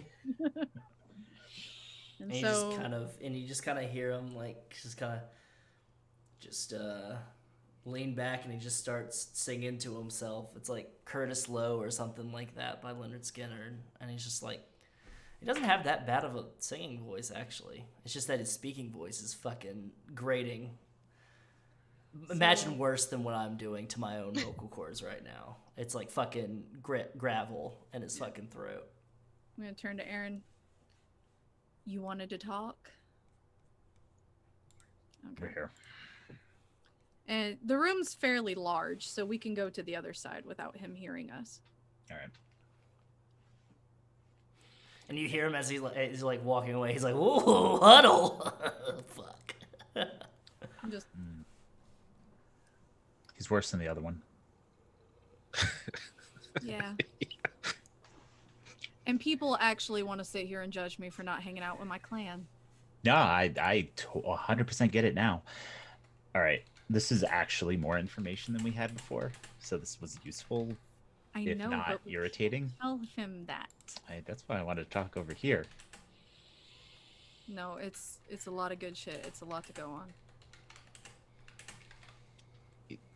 It was hinted at earlier, books, but you work at a bar, a club?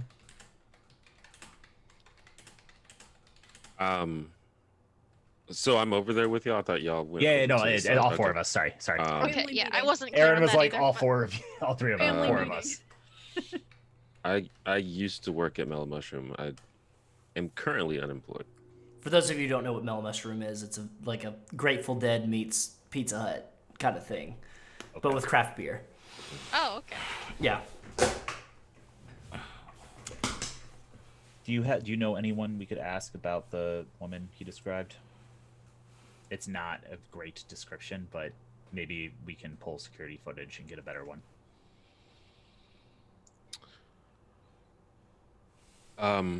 Possibly. I know a lot of people in town.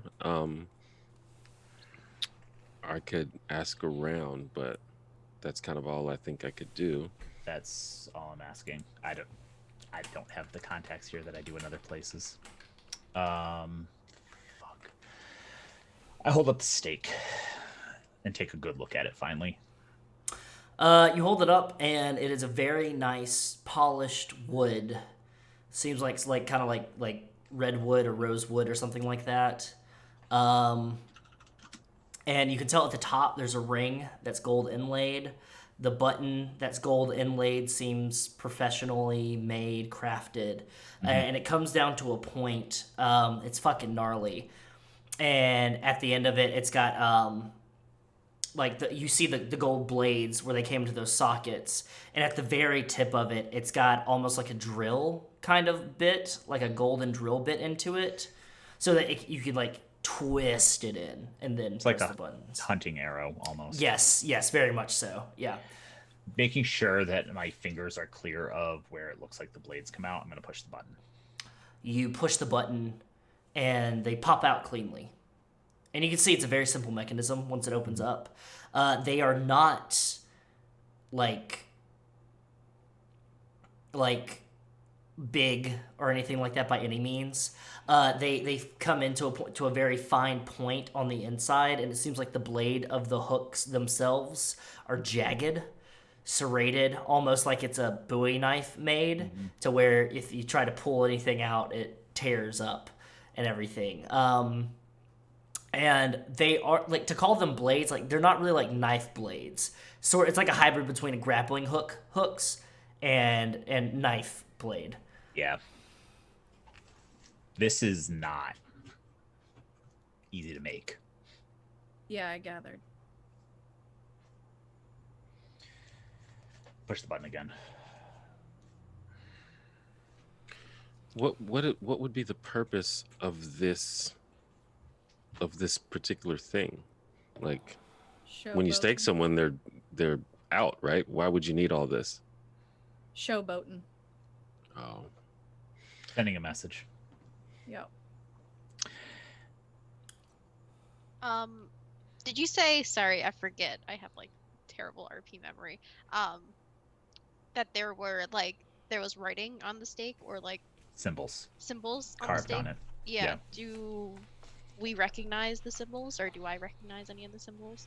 Any of you can make, so the one that's clear that you know is it's the same graffiti. It's the tombstone with an ankh in it. That was the button. There's other symbols around it, but go ahead and give me an intelligence, occult, or academics, either or. Academics is better. I'll let you handle it.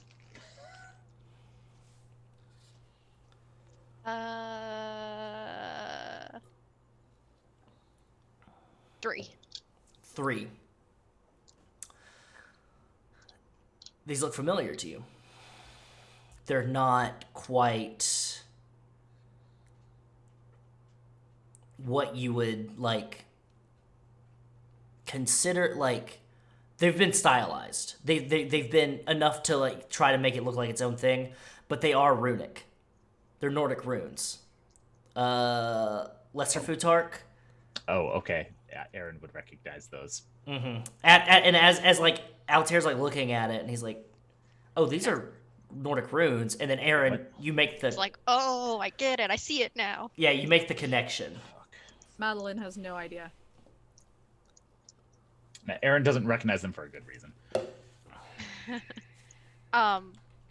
Do the runes mean anything to Altair, or I don't think Altair is well versed in Nordic runes, so he's like, yes, these are Nordic runes, but they don't. Aaron would only recognize them as hate symbols. Okay. Yeah. There's a couple that stand out. To not kind of butcher the pronunciation or anything like that, but there's one that's Thorn, the rune for Thorn, the rune for Serpent, the rune for Sun, and these are in order. So you've got Thorn, Serpent, Sun, and then the fourth one is Ash. And they don't seem to be in like any kind of like spelling out words, but they seem to be spelling out a feeling. It seems like somebody was taking like they weren't trying to spell anything or trying to speak anything. They were trying to imbibe something in this stake, almost. I might know someone who can give us more information on this. Okay. I'm gonna have to take some photos of it and send them, though. And what are we gonna do with him? It's your house. You don't want to know my answer. Now Altair is concerned that you've said that. He just kind of looks at Madelyn and is like, I don't let people come into my house. You let Come again? us come in? Yes, because you're with me.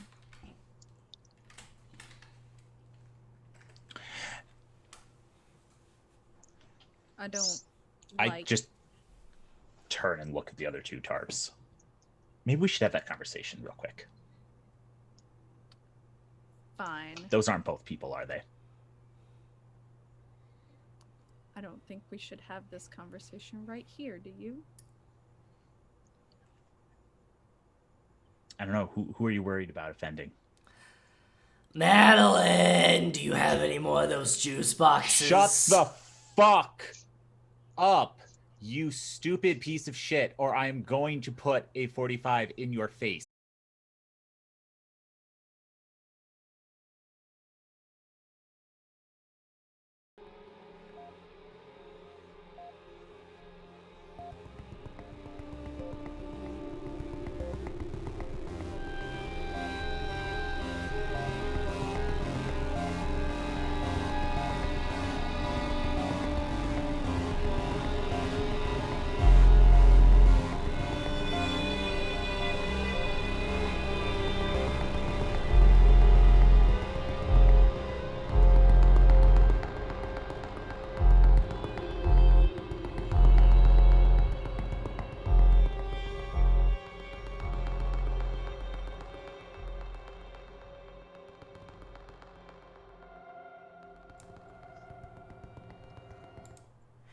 And we're back. Thank you all for taking in, being patient with us.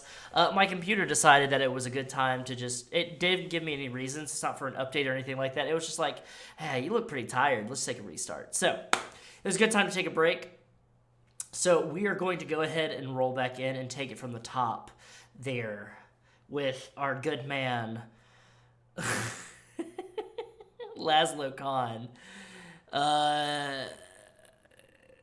Just chiding and berating, and he's looking over and he goes, "Oh, look here, you got another one of those juice boxes." Shut the fuck up, Lazlo, or I'm going to walk over there, I'm going to put a 45 in your face, and we're going to stop having to deal with your stupid fucking mouth, okay? All right. I just pretend he's not there. All and right. You just hear quietly in We the are having this background, conversation. He goes, Jesus, all right, fuck me. Books and Altair, can you two walk away? Please. Why? Please. I don't protest. I walk away. Good time to go Altair check out those does chairs. protest. He says, "What are you guys going to talk about?" And he seems, I think, normally when he speaks, he's very stuttery, very hesitant. But now there's definitely a certain quiet kind of anger in his voice. Altair, for everything I know about you, you are very kind. And I don't want to have this conversation in front of you. And I mean that. Can you give us a minute? Altair looks between the two of you and then looks back at Madelyn, and he says, "It's because you know I won't like what you're going to say." Yeah. And I'm already dealing with a lot tonight. You're the only one I knew before this. I would like to maintain whatever is still there. Even though I know it's tarnished. Yeah, he just says, "You've made your choices, but I'll leave you guys alone." And he turns and walks over to the other side where Sleepy Man is, and does just a double check to make sure that he's okay. Yeah. Basically just trying to busy himself. And Books, I just want to clarify, is there anywhere specific that you're heading in the room or anything like that? Or are you just taking a walk? I just kind of, I'm not going, I initially don't go anywhere specific, but when I see Altair walk away, I I go over to where he is. Got it. And you can tell even as you approach, like there is a very noticeable change in his demeanor that is like, he's angry. You can tell he's angry. He's not like raging or anything, but he's kind of fuming. And we'll touch in with them here in a little bit. Let's go ahead and focus. The camera focuses in on Madelyn and Aaron a little bit. Say whatever you're gonna fucking say. I'll ask again. One of those isn't a human, is it? No. Okay.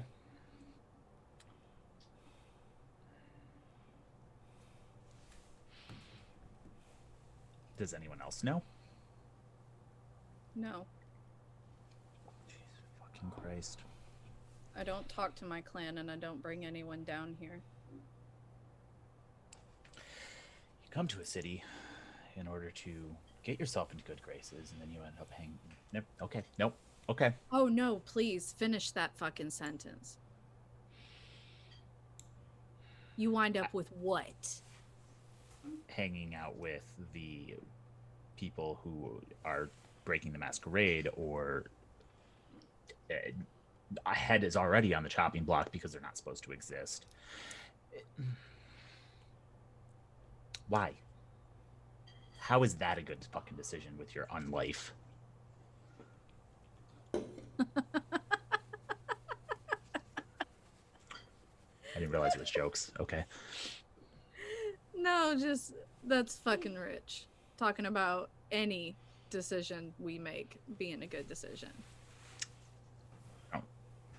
Okay, I won't finish that sentence, but I mean, I try to make good Do you decisions. want bios on all of them so that you can make sure that No. it fits your moral quandary that you got with it? Do you want to know that the kindred in box number 3, magic box number 3, is someone who has done a lot to me, shall we say, and I'm perfectly fine with feeding on him for the rest of eternity. How's that? I'm not judging you for the choices you make. I'm just a little fucking angry that I got roped up into babysitting, plus potentially dying, plus this bullshit. And I teach gestures towards Lazlo. Plus now apparently I get secrets to keep. Also, how the fuck do I know you're not going to eat me? You don't. Yeah, exactly. I don't. So, How do I you know know what? you're not going to eat me? I don't know shit about you. I'll show you exactly why you know I'm not going to eat you. I turn around and walk out of the room. I stalk Don't towards the wanna door do and I grab my that. bag and I'm out. No, I don't even reply. Just gone. Okay, we're gonna cut back to Altair and Books at that moment. Altair and Books, you're kind of over there talking over this unconscious gentleman, and you can hear Lazlo kind of going like, "Oh, looks like Mom and Dad are angry," and you can hear that their conversation is kind of hitting those like decibels of like, we're trying to be really respectful right now, we're trying to be quiet right now, but we're also arguing right now, so we're also gonna have our voices raised, and we're gonna try to keep it down. You know, my divorced parents' kids out there, you know what I'm talking about. So. Well, I go up to Altair and I'm just like, are you okay? And Altair looks away from this man and looks up at Books and like stands up so that they're both like standing and speaking to each other. And he says, "I'm fine. It's fine. I'm just thought it would be different." What were you expecting? Not this. There are better ways to do things. Well, I have no frame of reference for any of this, and to be honest, you're the only vampire kindred, whatever they call it, that I have met thus far that seems to actually be a nice person. So, I mean, you're kind of like holding this all together for me, not to put too much pressure on you. No pressure. Altair just says, "It's easy when you are a monster to be a monster, but you don't have to be. You can try your best not to."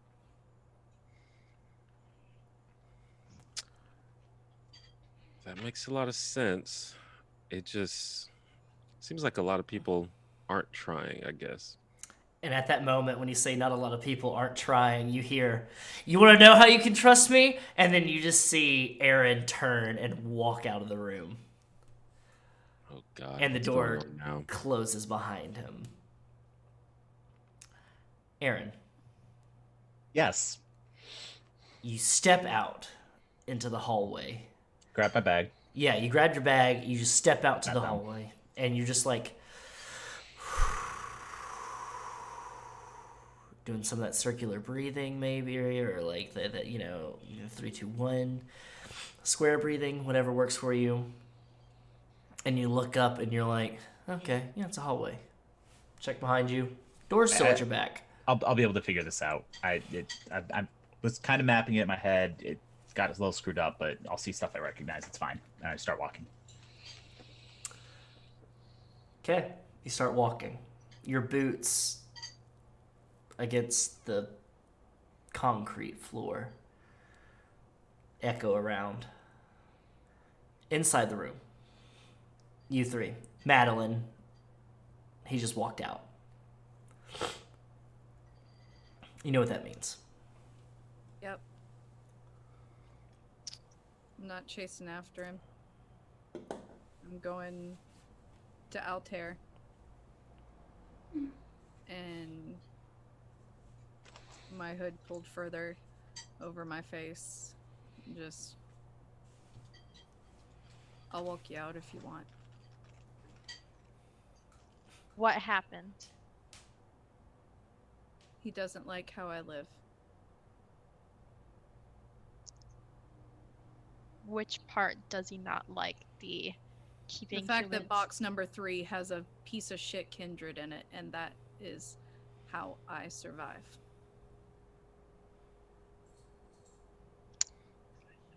Huh. I And think none of that Altair. was- Sorry, None of continue. that was supposed to be anybody's business but mine. I brought you all here to help you.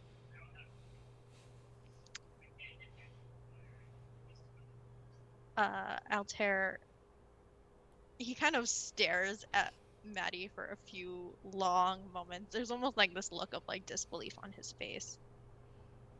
And he glances over at Books and then looks back at Maddie and he says, "Aaron didn't like that. Oh, Why?" morals or something, I guess. He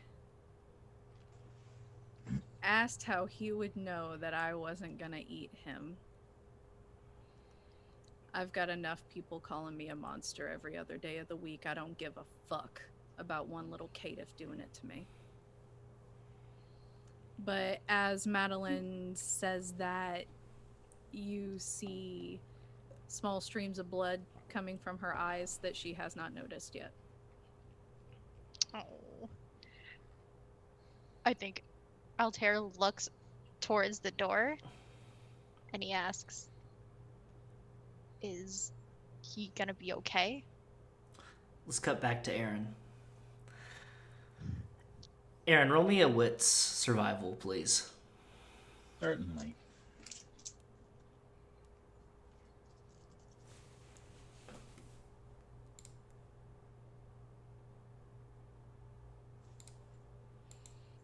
Three successes. Left, right. Left. Fuck, And- no. At one point, you're like, you know what? You get out of a maze, you just keep going left. Eventually, you'll find your way to the exit. No, that doesn't make sense because I keep walking down the same hallway. That picture was on the left wall before, now it's on the right wall. Mm-hmm. It's like, she can't possibly have that many yearbook photos. Of the same people. Stuff. Eventually, Think. you get to a door. A metal door.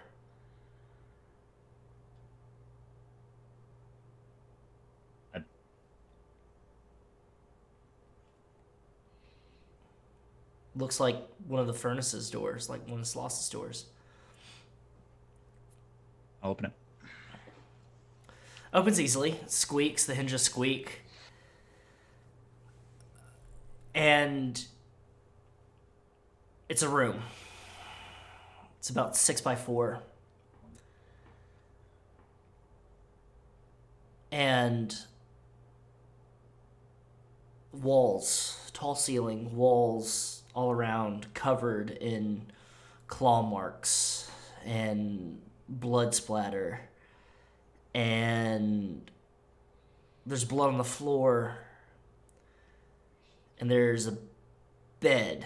And it looks like a bed that's in a single cell in the Bastille. It's old wooden, straw with a sheet covering it. There's a single drawer that's at the bottom of it, the foot of it. That seems like it's a place where somebody would put clothes or something. And littered on the floor are broken glass, ceramic, metal shards, china plates that have been smashed, flower vases. There's parts of the wall where there's chunks been pulled out of them. There's also parts of the wall where shards of metal have been jammed into them. And there's blood on the walls. There's blood everywhere. And there are varying degrees of dryness.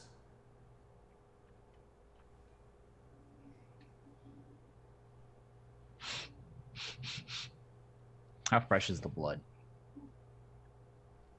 Like, can I smell it? How fresh would you say is the most recent, Madelyn? 3 weeks. Smell it?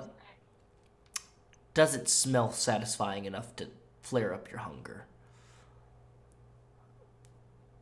But you give it about almost a little bit less than a month. Almost a month.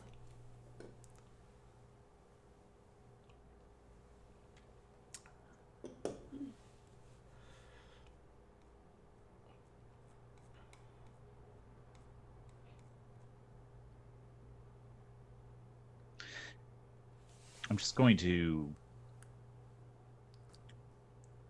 close the door again.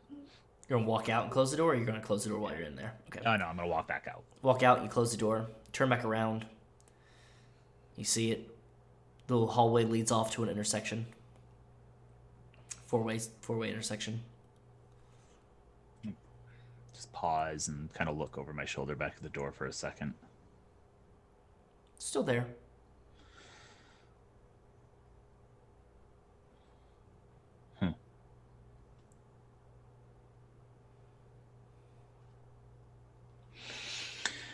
All right, I'm going to keep walking. Keep walking. Cut back to you three. In the dining room. By now, Madelyn's noticed and she touches her face and... What the fuck is this? Why is there blood on my face? Did I get cut? Altair looks surprised. He just assumes that, like, everyone has normal feelings. Well, his feelings aren't normal, but, he just says, "Are you okay? Do you feel okay? Not physically." I mean, that's a pretty hefty question, don't you fucking think? You were crying. What? We can't do that. We can. No, we can't. You hear from the back, "Yes, we can." I bet you cry and touch yourself. Shut the fuck up. And I think Altair takes a step towards Maddie, and there's still some hesitance and some anger, but you can see that it's softened considerably. And he reaches out to take one of Maddie's hands, if she would let him. She's very confused, so she takes his. And he holds it in like both of his, and he says, "Look, I'm sorry if I hurt your feelings, but you can prove that you're a better person by helping Aaron if he's in trouble now." And it's saying that she's going to grip onto Altair's hand really tightly. But I'm not. None of us are.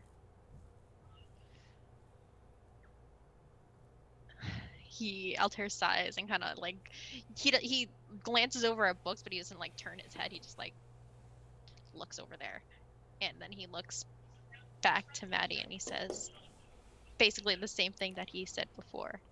Just because we're monsters doesn't mean you have to act like one. It's what everybody else expects of me. He sure did before he stormed out. And prove them wrong. Why? What's the fucking point? He doesn't know you. Don't you think you'd feel better? Why? If you had friends who liked you, who weren't afraid of you?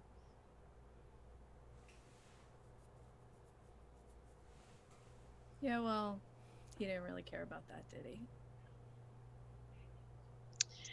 Altair will kind of let Maddie's hand go, and he'll kind of avert his gaze downward before he says, "It would mean a lot to me if you helped him and didn't let him get lost in this crazy maze." And more blood comes running down her face, but now that she knows it, she's trying to wipe it away, and it's sinking into the black cracks in her skin. And she's fine. And she is going to storm out the door and go looking for Aaron. Books, how you feeling?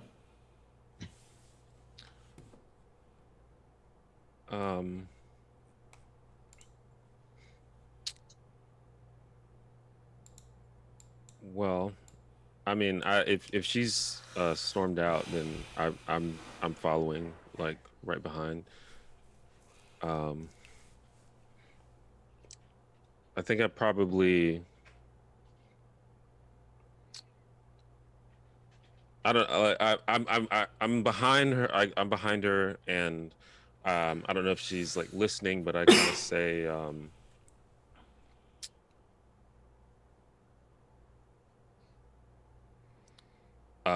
we've all got morals. I've got morals too, but I just want to come out on the other side of this, and I don't think I can do that without you, and I think we need Aaron for that as well. She's just gonna nod and keep walking. And I And follow. I should probably make wits awareness to look for him, even though I know the way I'm... Yeah, you're gonna try to find traces of him. Wits awareness. Okay. Altair follows them, by the way. I think he so Bucks like goes right after Maddie, and Altair takes a moment before he joins them to kind of like, and he like wipes away his own tears that are like coming into his eyes, and he's like, "Okay, let's go." Now kiss. What'd What'd you get? How's 8 strike you? Like 8 successes. Pretty Noted. well, probably. Let's cut Well back. then. Let's cut back to Aaron. Yeah. So after the 4th time I've gone down, or probably 10th time I've gone down the same hallway. Yeah. You've been walking for 4 hours. Okay. Your biological down. clock is just like, you're like, fucking fuck. Yeah. You sit down? I just sit down, lean up against a wall. I pull out a blood pack and drink it. Go ahead and take away a point of hunger. Yeah, I'll do that. And then Aaron just pulls out a gold coin. Mhm. So it's a large, oversized gold coin. Just starts like flicking it up in the air and catching it and playing with it, doing like sleight of hand magic tricks. Mhm. Just like messing Yeah. with it. The whole knock back, yeah. All that stuff. After about 30 minutes of just playing with gold coin, you hear some footsteps coming towards you. Single footsteps.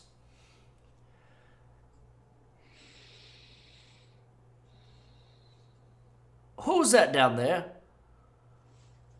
Fuck. You down there.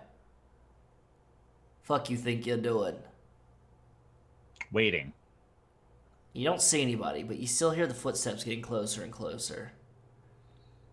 I kind of rest my other hand on the bag, which has the Mhm. shotgun that I could pull out very quickly. The footstep stops and goes, "You just sitting there lollygagging on the job?"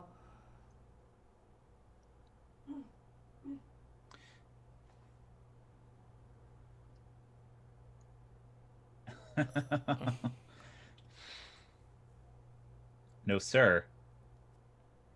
You, I'm on where break. you're on break. So when you hear like the footsteps and stuff like that, you hear quick little footsteps coming from the other side, and when you turn to your left, you see a face that's right at your face. And it's this bushy mustache. The cheek is decayed a little bit. You can see the inside of the jaw. Eyes are misted over, covered in soot, and has a helmet on and coveralls. And he goes, "You're sitting when you should be working. Back to work." And then he looks up, and then you hear 3 sets of footsteps coming from the other end. And like you turn back, and he's gone. And you see Altair doing this dance, and then Madelyn, head down, hood covered over the face, and then Books just being like, "Oh, fucking, fuck." We've been walking around for like, y'all have been walking around for about an hour. So we see him now. Yeah, you see him sitting down on the ground, and he's like looking The back second I and see him- forth. The second I see him, I'm running to him. I'm just Hi. kneeling in front of him. Hi. You okay? Yes. He like keeps looking, glancing to the other side, away from where the direction you came from. Mm-hmm. Yeah, this isn't really a place you should wander around in without me. Yeah, I picked up on that. Kind of. He's still like playing with the gold coin. And she Is this? wipes more blood off of her face.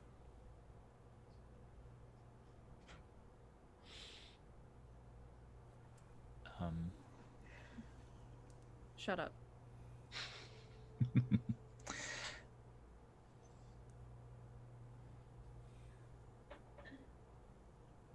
He like puts the gold coin away. Like it just vanishes.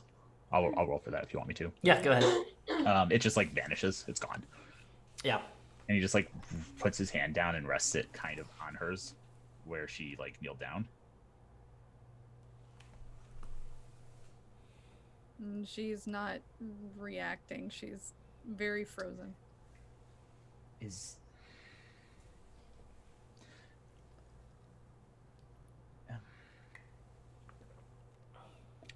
I have questions, but it's not related to this. I'm fine. Altair says we're not monsters, but Some of us certainly are. I've met some of them. I don't think you are. And I'm sorry. That was a stress reaction more than anything. I am going to make a willpower roll. Go ahead.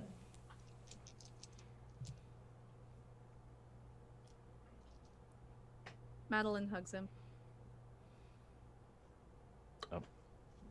Okay. And then just quickly lets go and stands up and turns. Let's go back. We gotta finish dealing with him. Takes you a little bit of time. Finally come back.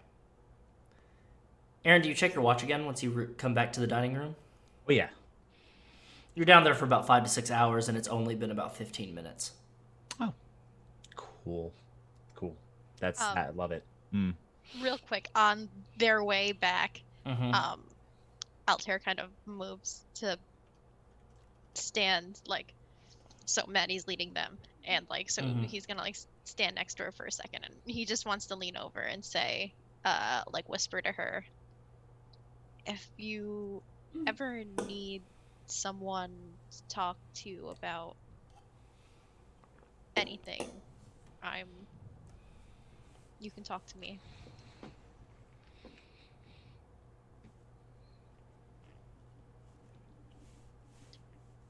If you said something, I definitely did not hear it. Maybe.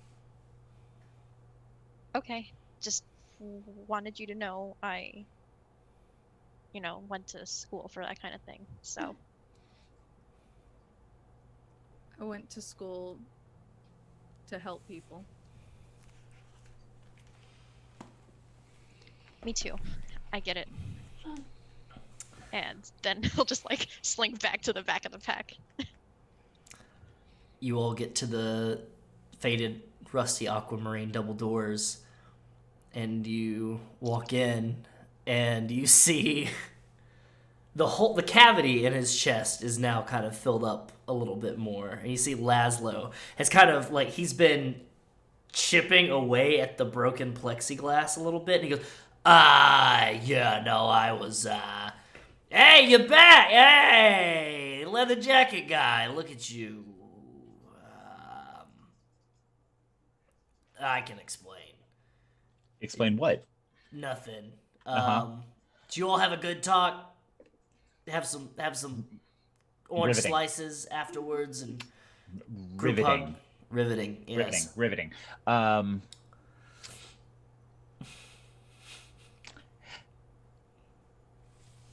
I'm going to suggest this, we should let him go. What kind of let him go? I just kind of glance at the door. Hopefully the good one. Yeah, it's just me. Nosferatu clan whip of Birmingham, Lazlo Khan. How you became whip, I'll never fucking know. I want to be completely honest. I don't even know how I did.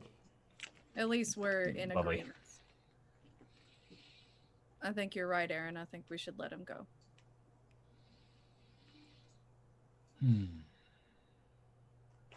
Yeah, perfect. Yeah, you just come over. I'm not even hungry anymore. Like, I am a little peckish, but like those juice bags, they did me good, and I'm not gonna hurt anybody. Nothing at all. If you do, I will divorce your head from your shoulders. Hey, you don't have to tell me twice. All Okay. right. I actually pull my gun out. Oh, fuck. Madelyn actually does smile. Go over. All right. And Madelyn's going to open the door Mm-hmm. and begin unbuckling from the feet. And he's got his hands splayed like this, suggesting no funny business. Yeah, she starts unbuckling from the feet and gets all the way up to the chest, stops at the arms, looks at the door, and wheels him over towards the door. No. Opens the door. What? I don't want you hanging out in my fucking dining room. I want you to just go. Just And she's going to undo his arms so that he can leave. just fucking go, but like Get out. Oh, it's fine. It's fine. It's a perfectly pleasant walk towards the exit.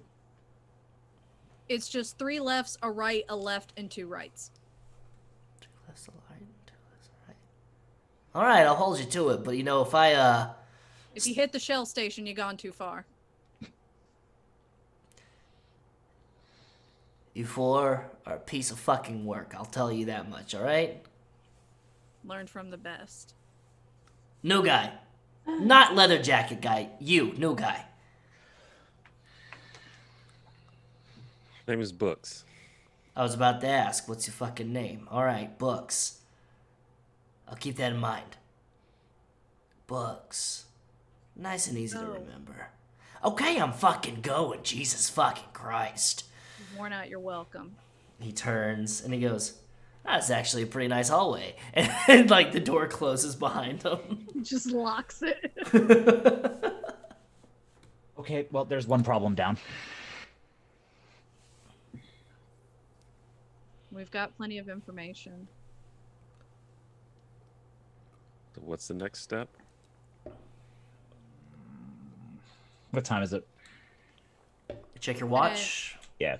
Madelyn is going to go pull like an actual winding wristwatch or winding pocket watch from her drawer that actually keeps the proper time down here. Mm-hmm. You can compare it, and your watch is only off about 30 minutes, Aaron. But conversation, all told, everything that's happened, you all awoke like around 5:30, and it's about 6:30 now. 6:30, 6:45. Oh, lovely. Nice and early. We should look at the security footage from the club and see if we can identify the woman, and also see if we can pick up when Jackass was taken. Yeah. I could talk to my people and see what we can get. Okay.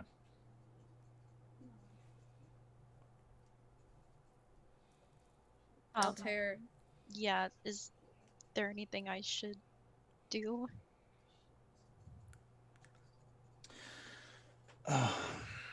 Altair, I just want to say I'm sorry. I think he he kind of looks away sheepishly and he's like, "It's fine. Don't worry about it." I think probably we need the security footage.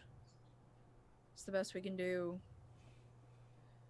Also, the fact that Lazlo wasn't killed by the serial killer. He was meant to be found. Which, Altair, I won't presume to know exactly what your clan can do. But is there a way that you can keep an eye on him? On Lazlo? If he was targeted as a message, it stands a chance they might be watching to see what happens. The fact that I even brought him here has me at risk, except I have the labyrinth, so I'm fine. Yeah, I can try. He sounds very unsure of himself. Mainly in that he knows that he has premonitions, but he's not entirely sure how it works.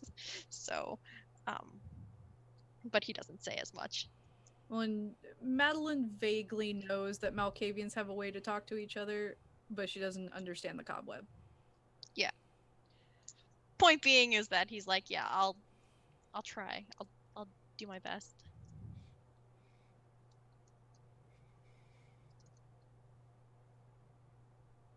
And she's gonna look to Books and be like,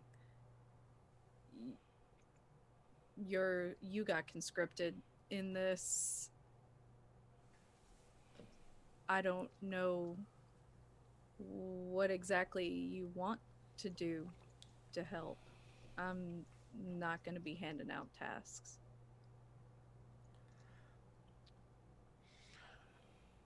Well, I'm not real sure what to do, but like I said, I know a lot of people. I can ask questions. That's about what I've got at the moment. The way I see it, I want to do something other than nothing. I just want to get through this, basically, and I'll figure it out as it goes, I guess. I figure if we can figure out who he fed from that completely fucked him up, if we can catch whoever caught him on camera, that's more information than we had before. Maybe if we have a description, you can circulate it to people you know, figure out if someone knows her. Maybe that's good enough for the prince, but I get this sinking feeling it's not.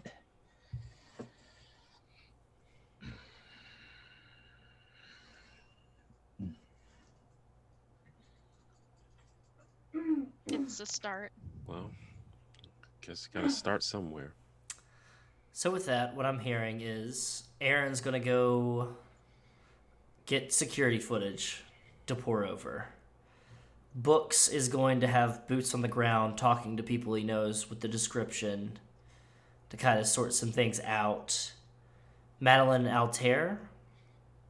I am doing the painful task of talking to my people for street cam footage of who all went in and out of the club, not just the club security footage. So you're going to be heading to meet with the Nosferatu. And Altair? Hare's doing his best to keep tabs on Lazlo because maybe whoever did this to him will approach him again. We'll see how that goes.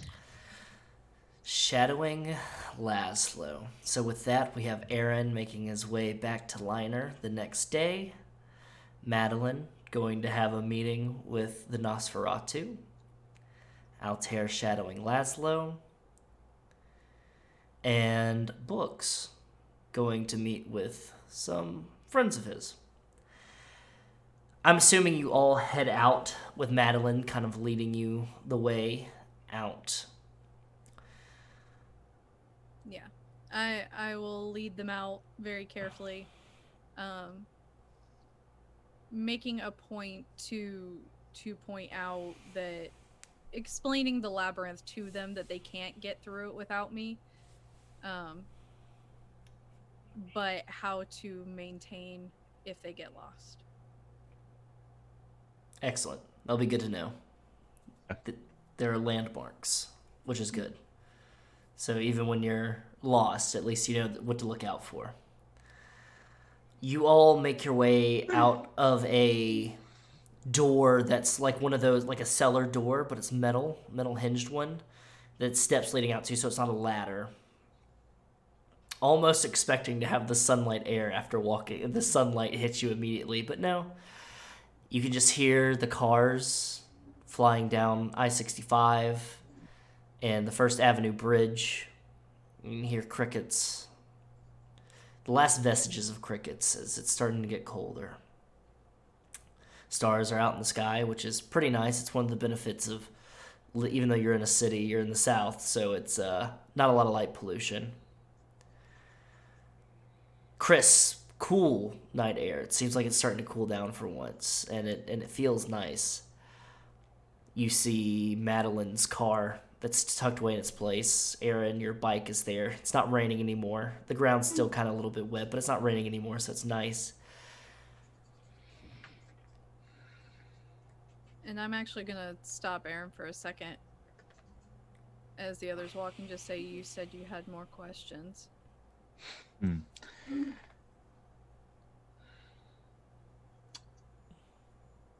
Now's probably not the time for it. Briefly.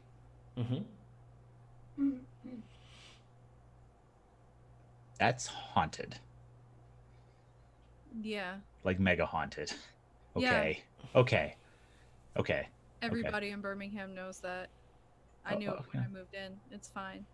Yeah, it's totally fine when you got a dead person staring you in the face. He's Different. just rude. He Yeah. won't do anything. I figured. Okay. Ooh. Okay. The rest can wait. Altair, your phone goes off once compared to Books' phone, which blows the fuck up.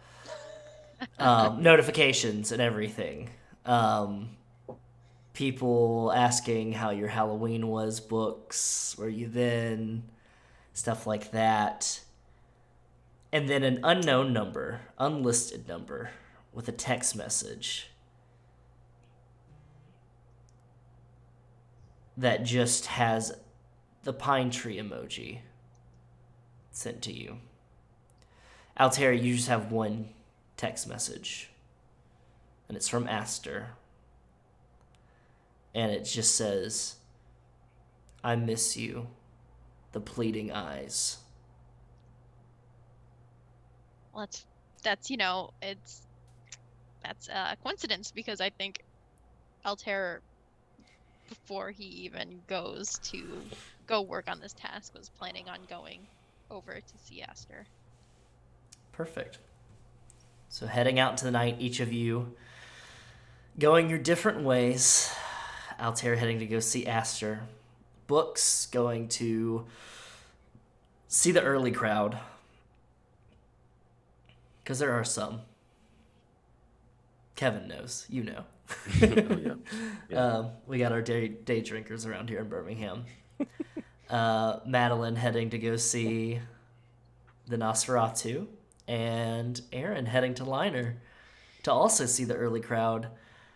That is where we will call your part of this chapter. We'll have the camera pan across the cityscape, past City Federal Building, past a certain abandoned motel where you see a car rolling up and people stepping out of it, to the WBRC sign. Big red letters near Vulcan, the statue. And we see someone on the ground, tied up, hog-tied, gagged, with a pleading look in their eye, looking at a shape. And the shape comes into view of the frame of the camera, wearing a hooded jacket, and opens up their jacket, and the camera kind of rotates around, and you see there's slots for more of those stakes involved, and then goes into a shoulder holster and pulls out a wicked knife. Silver blade with runes inscribed into it. And in a very deep voice just goes, time to send a bigger message. And then our credits roll. I'd like to thank each of you for taking the time to spend our evening with us here.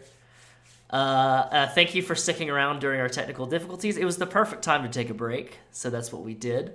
Before we head out, I just want to keep in mind that we do have upcoming on Wednesday, Tell Me Why Chapter 2, so stick in for that. It's a great video game. It's a great story. It's ripping my heart out the tendrils, and it's got a nice twist at the end of Chapter 1 that I was not expecting.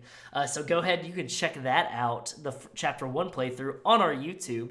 You can go ahead and follow our YouTube if you want to.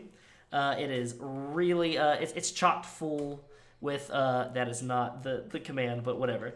It is chock full with plenty of content, including the first part of Rage Across Birmingham, the earlier episodes of this, our Carrion crash courses, there's deep dives on there, there's all that good stuff, there's playthroughs, all that good stuff. The playthrough that I did last night of Everybody's Gone to the Rapture will be on the YouTube on Tuesday. Thursday, Friday, 24-hour charity stream for Xeno there. Come prepared. I've got a list of things I want to do. I'll have a more formal social media announcement. Sunday, Carrion Crash Course. It will be on cultivating a community, finding and building a community, especially in times of crisis or in the time of COVID or just in general. Trying to find a place where you fit or making a place where you fit if you can't find a place where you fit. It's going to be great. You're going to have Ian here. We're going to have Josephine McAdam. We're going to have Lisa Penrose, and we're going to have a yet-to-be-mentioned guest here. I feel underqualified. Maybe. I don't know. I think you're pretty qualified. You do a ding-dang great job. And also, let's see, anything else? You can find merch at thirsttrapmothman.threadless.com. There's not just merch for this show. There's merch for a lot of things. You can get a thermos that says "Fight Your Dad" on it. You can get a shirt that says "The Heteros are Upsetteros." You can get a tank top that says 100% FDA approved himbo. That's my running tank top that I run in. I get wolf whistled all the time. It's great. So go ahead and check that out. Follow us on Twitter at ComfortCarrion. It's right down there below. You can follow me on Twitter at BrotherXWest. And I want these wonderful people around me to all go through and tell me what's coming up on your docket here soon. What are you working on? What do you got coming out soon? Let's go ahead and start with our very own Aaron, Ian. Oh my. We have a lot of shit coming up. Damn. Hold on. Tomorrow, Monday Night Monster. So GehennaGaming.com, twitch.tv/GehennaGaming. You can find all of our stuff over there. We have a pretty full docket this coming week, even though it's a holiday here in the United States. Monday Night Monster Hearts. Tuesday, I am interviewing one of the co-developers of Cyberpunk Red. Oh. Yes, which that's the first that's been announced. So do with that as you will. Excited. Wednesday we will have a special stream. Thursday we are taking off, but you can find me helping Wes raise some money by playing some goddamn multiplayer games with him, and it's gonna be awesome. I'm very excited. I'll be back next weekend, so a bunch of crazy stuff. Very busy. You can find me online at Ravnos. Mm-hmm. That's it. Lucked out getting that at Ravnos at the precipice of the internet going That was off. when you were like the fourth person on Twitter. Yeah. All right, books. How about yourself? I don't have anything very specific coming up, but I do have a YouTube channel that I put content on all the time, and I should have a new video coming out Friday, I think.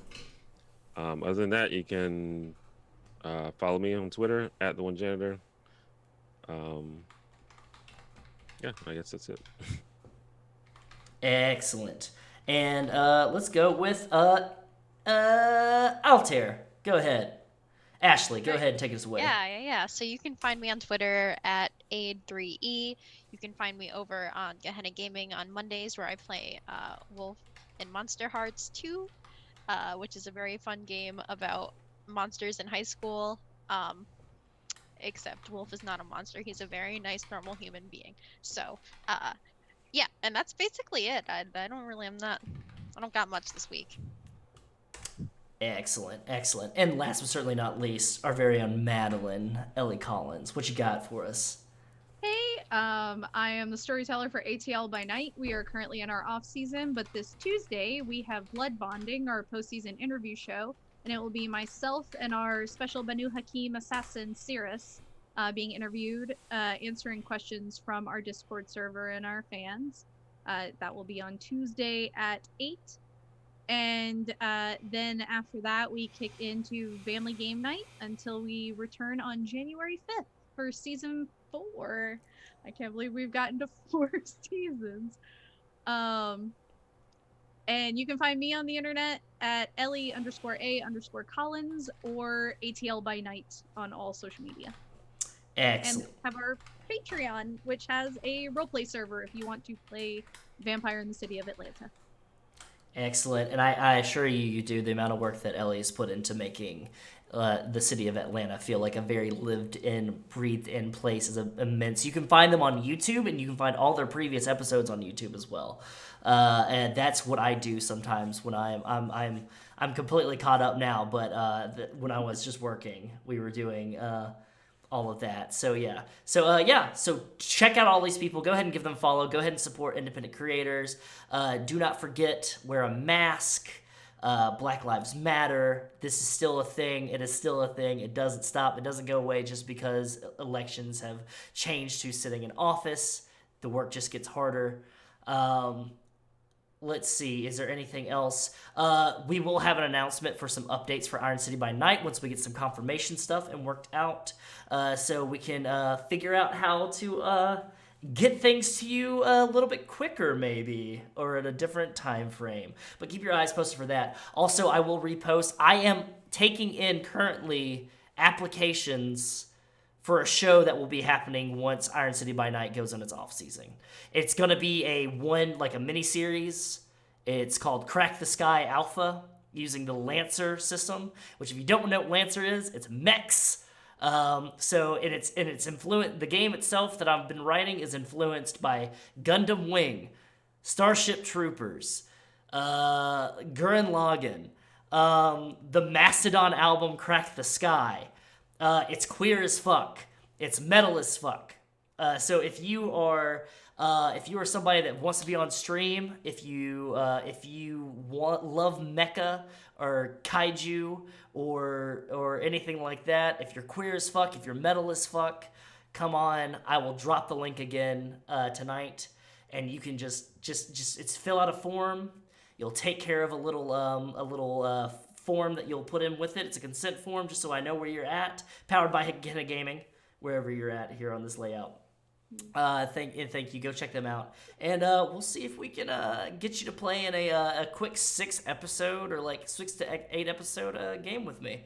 It'll be a great time. That's all I've got for myself. That's all these lovely people have for you. Remember, Black Lives Matter. Wear a mask.